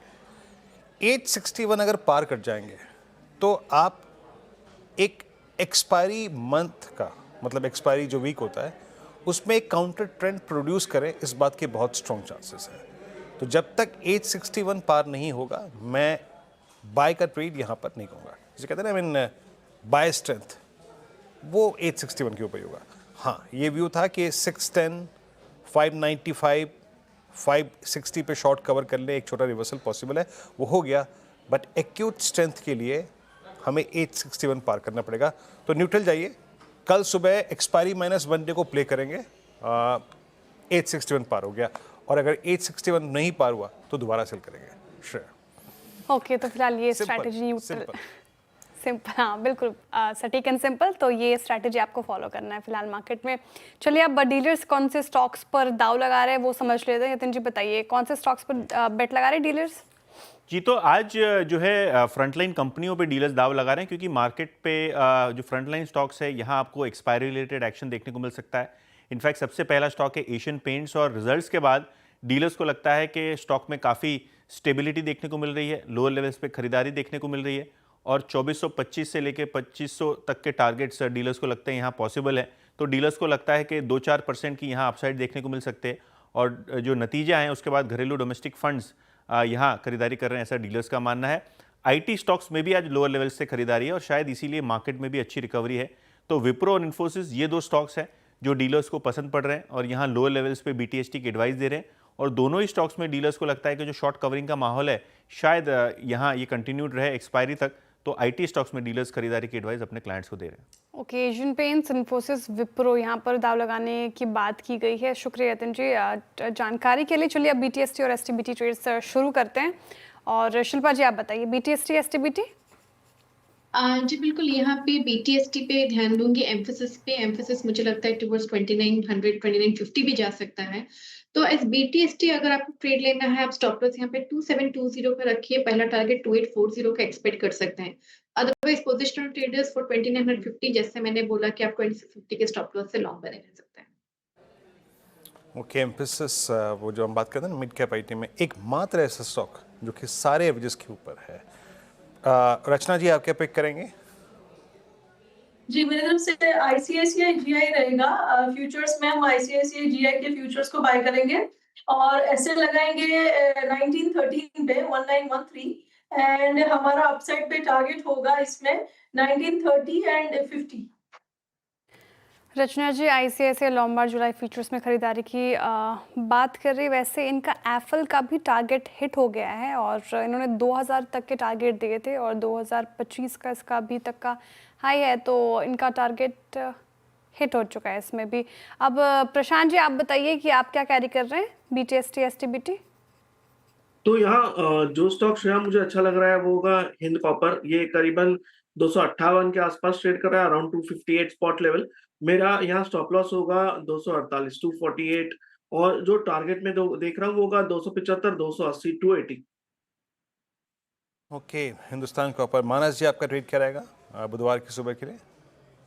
तो देखिए टाटा केमिकल पे खरीदारी करके जाएंगे क्योंकि यहाँ पर एक फ्रेश ब्रेकआउट है, काफी बढ़िया वॉल्यूम देखने को मिले हैं। तो टाटा केमिकल के फ्यूचर में खरीदारी करेंगे। 1000 रुपए के प्राइस चल रहे हैं, 984 के स्टॉप लॉस खरीदारी करेंगे और ये जो आपके टारगेट रहेंगे वो 1030 के रहेंगे। ओके चलिए, तो ट्रेड्स पूरे हो गए। टाटा केमिकल में तो स्ट्रॉन्ग सुपर कन्विक्शन है। जनाब क्या स्ट्रॉन्ग कैंडल क्रिएट करी इसने आज और एक बड़े एवरेजेस का क्रॉस ओवर है। देखिए मैं अभी कुछ देर पहले जब संदीप जी से प्रश्न पूछ रहा था ना, वो इसीलिए पूछ रहा था। इसकी कल कमेंट्री आशीष शर्मा सुबह 10 बजे बात कर रहे थे मैनेजमेंट से, अच्छी कमेंट्री थी, थोड़ा ऑप्टिमिज्म था उस कमेंट्री में और फर्स्ट टाइम ए पॉजिटिव क्रॉस ओवर 150 का स्ट्रॉन्ग क्लोज। अर्निंग्स पे जब रिएक्शन देना बाजार तो अच्छा लगता है। आपकी स्क्रीन पे अब आएगी मार्केट ब्रेथ और मार्केट ब्रेथ में थोड़ा सा प्रभाव किसका है? शॉर्ट कवरिंग का। मैं कह रहा हूँ आपको अभी भी स्ट्रेंथ शब्द का इस्तेमाल मैं नाप तोल के करूँगा। आप देखिए आपकी स्क्रीन पे इट्स शॉर्ट कवरिंग 112 में और ये शॉर्ट कवरिंग जो आईटी में आज हुई इसने वो थ्रस्ट जनरेट किया 70 लॉन्ग, शॉर्ट 23 और लॉन्ग अनवाइंडिंग 23 में। आइए एक एक करके स्लाइड्स को देखते हैं। सबसे बड़ा आज का लॉन्ग कैंडिडेट कौन था? और मैंने देखा है अक्सर कि जितने भी अर्निंग्स के रिएक्शन होते हैं उसमें लॉन्ग्स विजिबल होते हैं। लुक एट टाटा केमिकल, ये इस बात का जीता जागता उदाहरण है। थोड़ा महंगा है तो भी कोई बात नहीं, खरीदेंगे, बट अर्निंग्स का support. Bosch, Varun beverages second subsequent day तेजी थी यहाँ पर, बट कल शॉर्ट कवरिंग थी, आज तेजी है। एम्बर, टोरेंट फार्मा, यहाँ पे टोरेंट फार्मा अगेन शॉर्ट, ये अर्निंग्स। आइए अगली स्लाइड में बिरला सॉफ्ट शॉर्ट कवरिंग और Hindustan copper short covering. Metals में शॉर्ट कवरिंग थी, एनसीसी, जियो फाइनेंशियल सर्विसेज और ग्रेनुअल्स में शॉर्ट कवरिंग थी। ग्रेनुअल्स की शॉर्ट कवरिंग आपको एक होमवर्क करने का मौका देगी कि फार्मा में एक वीक स्ट्रक्चर अब शॉर्ट कवरिंग मोड में जा रहा है, तो क्या कल इसको जज करना चाहिए? करेंगे, जरूर सुबह करेंगे। बाकी Petronet, 197 communication, Paytm, Max Financial, Crompton, Axis bank, इन सब में आज शॉर्ट बिल्डअप था। और नेक्स्ट स्लाइड थोड़ा सा देख के, क्योंकि लॉन्ग अनवाइंडिंग जो है वो मसगांव डॉक में हुई, आईएक्स में, केफिन, एसबीआई कार्ड्स और डिलीवरी में लॉन्ग अनवाइंडिंग थोड़ी सी आज विजिबल थी। बैन, वायदा कारोबार के बैन में कौन जा सकता है? आइए देखते हैं मार्केट वाइड पोजीशन लिमिट कहाँ पे हिट हो चुकी हैं या फिर हो सकती हैं। आईएक्स वायदा बैन में जा सकता है। मार्केट वाइड पोजीशन लिमिट जो है वो 94% स्ट्राइक कर चुकी है, तो कल सुबह आपको ये मिलेगा वायदा बैन में। क्या पता बैन में थोड़ा चैन आ जाए, बट इट्स 190 130 460। और एक दो स्टॉक्स जो कि मैं मैं क्या कहा था कुछ देर पहले आपको कि वो स्टॉक्स जहां पर अच्छी शॉर्ट कवरिंग की पॉसिबिलिटी है, एक बार लेके आइएगा केमिकल बास्केट में आरती इंडस्ट्रीज और एक बार लेके आइएगा ये फार्मा स्पेस में ग्रेनुअल्स। ट्रेडिंग अपॉर्चुनिटीज़ मानस, दोनों मैंने एक जैसे चार्ट, दोनों एक जैसे चार्ट लेकिन अलग अलग सेक्टर के, ये दोनों ही सेक्टर्स अच्छे कर रहे हैं और ये इन दोनों स्पेस के सबसे वीकेस्ट स्ट्रक्चर हैं, बट शॉर्ट कवरिंग दोनों में विजिबल थी। अगर मैं आपसे कहूं कि अगर आप इन दोनों में से इच्छुक किसी में होंगे तो किस में होंगे? तो अगर हम दोनों चार्ट देखें तो आरती इंडस्ट्रीज अभी 20 मूविंग एवरेज के नीचे ट्रेड कर रहा है, लेकिन ग्रेनुल्स जो है वो अपने 20 मूविंग एवरेज के ऊपर ट्रेड कर रहा है। तो अगर एक ट्रेड लेना होगा तो ग्रेनुल्स में खरीदारी करके जाएंगे, स्टॉप लॉस लगाएंगे 480 के नीचे और टारगेट सेट करेंगे 200 मूविंग एवरेज पे, जो कि 510 रुपए है। ओके, 480 के नीचे स्टॉप लॉस और 510 का टारगेट ग्रैन्यूल्स इंडिया पे फिलहाल ये स्ट्रैटेजी और ये लेवल्स बाय करने के अभी फिलहाल कॉलेज पर आते हुए। और कुछ और स्टॉक्स डिस्कस करते हैं जो अच्छे क्लोज के साथ क्लोज होने की तैयारी कर रहे हैं। एलटी डे हाई पर क्लोज होने की तैयारी कर रहा है। आयशर मोटर्स प्रशांत जी के पिक थे आई गेस, डे हाई पर क्लोज होने की तैयारी यहाँ से। साथ ही रिलायंस, जियो फिनेंस जैसे स्टॉक्स में अच्छी खासी बाइंग थी।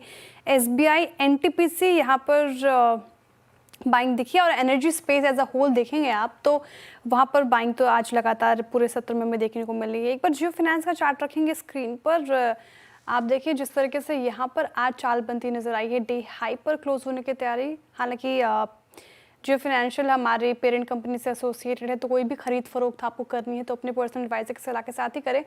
लेकिन रचना जी, जियो फिनेंशियल, और जब आप जुड़ती भी है मेसा शो में तो काफ़ी क्वेश्चंस आते हैं इस पर्टिकुलर काउंटर पर। डे हाई पे कर रहा है कारोबार 331 के लेवल पर, यहाँ से क्या स्ट्रैटेजी हो, क्या इन लेवल्स पे चेज करना चाहिए, थोड़ा वेट कर लें जिनको ऐड करना है फिलहाल? जी मैं वेरी सॉरी पर मैं इसको ट्रेड करती हूँ, इसलिए मैं इसके बारे में बात नहीं कर पाऊंगी। ओके, कोई बात नहीं। मानस जी, आप बता पाएंगे जियो फिनेंशियल पर? तो देखिए जियो फाइनेंशियल की जहां तक बात है, स्टॉक करेक्ट हो चुका था, 50 डे मूविंग एवरेज पे सपोर्ट लेके आज रिकवरी दिखा रहा है और 20 और 10 डे मूविंग एवरेज को रीगेन किया है। बेहतर वॉल्यूम देखने को मिले हैं, तो आई थिंक एक शॉर्ट टर्म बॉटम तो बना है। शायद इस रैली में अपने पिछले हाई को टच करने की कोशिश करेगा, जो कि 335 रुपए है। तो एक ट्रेडिंग कॉल ले सकते हैं। स्टॉप लॉस आपको 316 रुपए के नीचे लगाना है और टारगेट सेट करने हैं 335 के आसपास के। ओके, 335 के टारगेट जियो फिनेंशियल में फिलहाल देख रहे हैं। अच्छी खासी तेज़ी। एक बार डिस्क्लेमर प्लेट फिर से कि हमारी पेरेंट कंपनी से एसोसिएटेड है तो कोई भी खरीद फरोख्त अपनी पर्सनल एडवाइजर की सलाह के साथ ही करें। जैसा कि हम डिस्कस कर रहे थे, आज एनर्जी स्पेस में भी बाइंग हमें नजर आई। एक बार निफ्टी एनर्जी रखिए, करीब करीब 1.25% की तेज़ी के साथ ही पूरा इंडेक्स कारोबार करता हुआ नजर आएगा। पार इंडिया 4.5% से ज़्यादा, इनफैक्ट 5% के करीब चढ़ता हुआ नजर आया। अडानी पार में बाइंग थी। ऑयल और पूरा स्पेस, रिलायंस ने भी इसको काफ़ी हद तक खींचा है। पेट्रोनेट इस एनर्जी स्पेस में थोड़ा यहाँ पर दबाव था, लेकिन मैक्सिमम स्टॉक्स आपको डे हाई पर ही क्लोज होने की तैयारी करते हुए नजर आएंगे। एक बार पार इंडिया का रखते हैं चार्ट स्क्रीन पर, करीब करीब आप देखिए 4.25% की तेज़ी से पर्टिकुलर काउंटर में, काफ़ी एक्सपेंसिव भी है। लेकिन जो कोर पोर्टफोलियो स्टॉक और जिस पे काफ़ी ज़्यादा सवाल आते हैं, एक CSC और SGVN, ये दोनों स्टॉक्स एक बार देखेंगे Manas ji, possibly last chart check from my side. SGVN और CSC आपने काफ़ी डिस्कस भी किया इन दोनों स्टॉक्स पर, आज भी लगभग 1% की तेज़ी के साथ क्लोज होने की तैयारी कर रहे हैं। इन लेवल्स पर क्या स्ट्रैटेजी? तो देखिए SJVN में अभी खरीदारी नहीं करनी है। स्टॉक ने 2 दिन पहले ब्रेकडाउन दिया, 22 मूविंग एवरेज के नीचे ट्रेड कर रहा है, लेकिन एक पुल बैक के लिए आप CSC में खरीदारी कर सकते हैं, क्योंकि CSC ने अपने 22 मूविंग एवरेज को रिगेन किया, 52 मूविंग एवरेज पे सपोर्ट लिया था, तो यहाँ पर खरीदारी की जा सकती है। स्टॉप लॉस 173 के रहेंगे और टारगेट 182 के रहेंगे। अच्छा, सबसे अच्छा डिसाइसिव कॉल मतलब जो कि हमारे उस 861 के लेवल्स के लिए महत्वपूर्ण रहेगा, वो है रिलायंस। रिलायंस ने आज first time previous violated average को पार किया, यानी रिलायंस जो था वो कल का लो ऑलमोस्ट इसका 200 डे एक्सपोनेंशियल एवरेज था। फर्स्ट टाइम 2 कैंडल के लॉसेस को, यानी 2 दिन के लॉसेस को कवर करके फर्स्ट टाइम किसी प्रीवियस एवरेज को यानी 100 डे को रिगेन किया। तो देखिए, मैं कंस्ट्रक्टिव और पॉजिटिव शब्दों का इस्तेमाल कर रहा हूँ, लेकिन एक इंडेक्स के हैवीवेट इस चैनल का स्वामित्व प्रबंधन रिलायंस इंडस्ट्रीज होल्ड करते हैं। बट रिलायंस का एक निर्णायक कल की जब रणनीति हम चर्चा कर रहे होंगे तो उसमें एक योगदान होगा। डायरेक्टर साहब प्लीज़ ज़रा इसकी एक बार अगस्त की पुट लेके आइएगा 1400 की। 1400 के प्राइस पे इसका जिस एवरेज को मैं रीगेन करने की बात कर रहा हूँ, वहाँ पे ही अलाइंड है आपका 100 डे एक्सपोनेंशियल एवरेज। तो क्या रिलायंस बनेगा सेवर? जरा प्लीज़ लेके आइए, एक सेंस लेने की कोशिश करते हैं इसकी 1400 की पुट अगस्त की, वहाँ पे क्या हुआ, वहाँ पे कोई राइटिंग हुई कि नहीं हुई, क्या रिलायंस ने एक बॉटम क्रिएट किया है? ओपन इंटरेस्ट में 0.5% का इजाफा अभी नहीं कह सकते, ऑल दो प्राइस अगर आप देखें काफ़ी नीचे आया है, आई मीन 22 रुपये, बट यहाँ पे अभी नहीं कह सकते, उतना स्ट्रॉन्ग बिल्डअप नहीं है अभी, तो it's just a single day, but price impressive है, ऑप्शन डेटा सपोर्टिव नहीं है। रिलायंस का रोल ओवर रखेंगे डायरेक्टर साहब, एक बार प्लीज़ ज़रा रोल ओवर रखिएगा, और एक अच्छे क्लोज की तरफ ये बढ़ता हुआ, और कुछ काउंटर्स जो कि अच्छे क्लोज की तरफ बढ़ रहे हैं with I think better reward potentials. Syngene जिसका जिक्र मैं कर रहा था आपको, सिंजन को हमने पहले भी सुबह सुबह पिक किया था। सिंजन अब आप ये समझिए 21 जुलाई के बाद 100 EMA के ऊपर ट्रेड कर रहा था, और आज पहली बार पोस्ट 27 जनवरी 2025 जाके स्ट्राइक करता हुआ अपने 200 डे एक्सपोनेंशियल मूविंग एवरेज को। तो एक रिलायंस, दूसरा सिंजन, तीसरा मैं लेके आऊँगा एक स्टॉक और रखिएगा जो कि मानस के ट्रेड्स में मेरे ख्याल से था भी, PI इंडस्ट्रीज 4260, एक ऑलमोस्ट फ्लैग का ब्रेकआउट, और इस दौर की हाईएस्ट ट्रैजेक्टरी पे क्लोज होता हुआ एक ये, और एक स्टॉक और रखिएगा आई मीन जिसका जिक्र बहुत हुआ इस कार्यक्रम में, अर्निंग्स का सपोर्ट था, स्ट्रॉन्ग हाउस व्यूज थे, Torrent pharma all time high पे, जरा प्लीज़ एक बार रोल ओवर रखिएगा इसके, और बेहतरीन फ्लैग का ब्रेकआउट, और वो फ्लैग का ब्रेकआउट सिर्फ महीने 2 महीने का नहीं है, ये अगस्त 2023 से लेके अब तक की पूरी प्राइस पैटर्न को अगर आप ट्रांसलेट कर दें एक फ्लैग पैटर्न में, तो ये उसका ब्रेकआउट है, और 42% रोल ओवर्स भी इसके अच्छे हैं, बहुत शानदार रोल ओवर्स हैं। चलिए अब एक काम करते हैं, हम क्लोजिंग की तरफ बढ़ रहे हैं, और एक एक करके स्टॉक्स रखिएगा स्क्रीन पे। पहले लेके आइए सेक्टोरियल इंडिसेस। आज के इस पुल बैक में सबसे स्ट्रॉन्ग कंट्रीब्यूशन किसका रहा? मेरे मुताबिक निफ्टी IT सुबह जो कि एक्सट्रीम लॉसेस में था, उसकी रिकवरी ने, उसकी शॉर्ट कवरिंग ने एक बहुत अहम और निर्णायक भूमिका निभाई। सुबह का लो करीब करीब समझिए 35,000 था, वहाँ से एक शानदार रिकवरी, निफ्टी आपकी स्क्रीन पे 835 पे, और मिड कैप्स में एक पुल बैक था 0.82%। निफ्टी बैंक ने अच्छा हुआ, निफ्टी बैंक ने 56,200 की ट्रैजेक्टरी को पार किया। मोस्ट मीनिंगफुल अगर आप देखें क्लोज जो है वो निफ्टी बैंक का है, क्योंकि इसने 50 DMA को होल्ड किया। बाकी सेंसेक्स आपकी स्क्रीन पे 550 अंक ऊपर, advance decline ratio I mean evenly poised था 2:1 का, यानी करीब 2 एडवांसेस 1 डिक्लाइन। अब आते हैं सेक्टोरियल इंडिसेस पे, निफ्टी बैंक आपकी स्क्रीन पे, और उसके बाद फाइनेंशियल सर्विसेज इंडेक्स ये भी स्ट्रॉन्ग रहा। उसके बाद PSU बैंक इंडेक्स ने भी आज याद रखिएगा अपने 50 DMA को रिगेन किया, डिफेंस बैकफुट पे था, और यहाँ पे जो मजगांव डॉक BL सुबह सुबह थोड़ा सा सॉफ्ट पड़े, उसका इम्पैक्ट था। बाकी कैपिटल मार्केट इंडेक्स करीब 1% ऊपर, निफ्टी मेटल इंडेक्स लगभग 1% ऊपर। एक्यूट स्ट्रेंथ जो थी वो एनर्जी स्पेस में थी, थैंक्स टू रिलायंस। उसके बाद Nifty oil and gas bank, thanks to Reliance, और रियल्टी में एक स्ट्रॉन्ग पुल बैक था, और इसके पीछे याद रखिएगा शॉर्ट कवरिंग बहुत स्ट्रॉन्ग एक कारण था। और look at Nifty pharma, director साहब स्क्रीन पे रखिएगा पैरेलली 2 इंडिसेस, निफ्टी फार्मा रखिएगा। निफ्टी फार्मा मैं बता देता हूँ यहाँ पे, मैं कल भी आपको पल्स में जिक्र कर रहा था जिस बात का, निफ्टी फार्मा 23,085 पे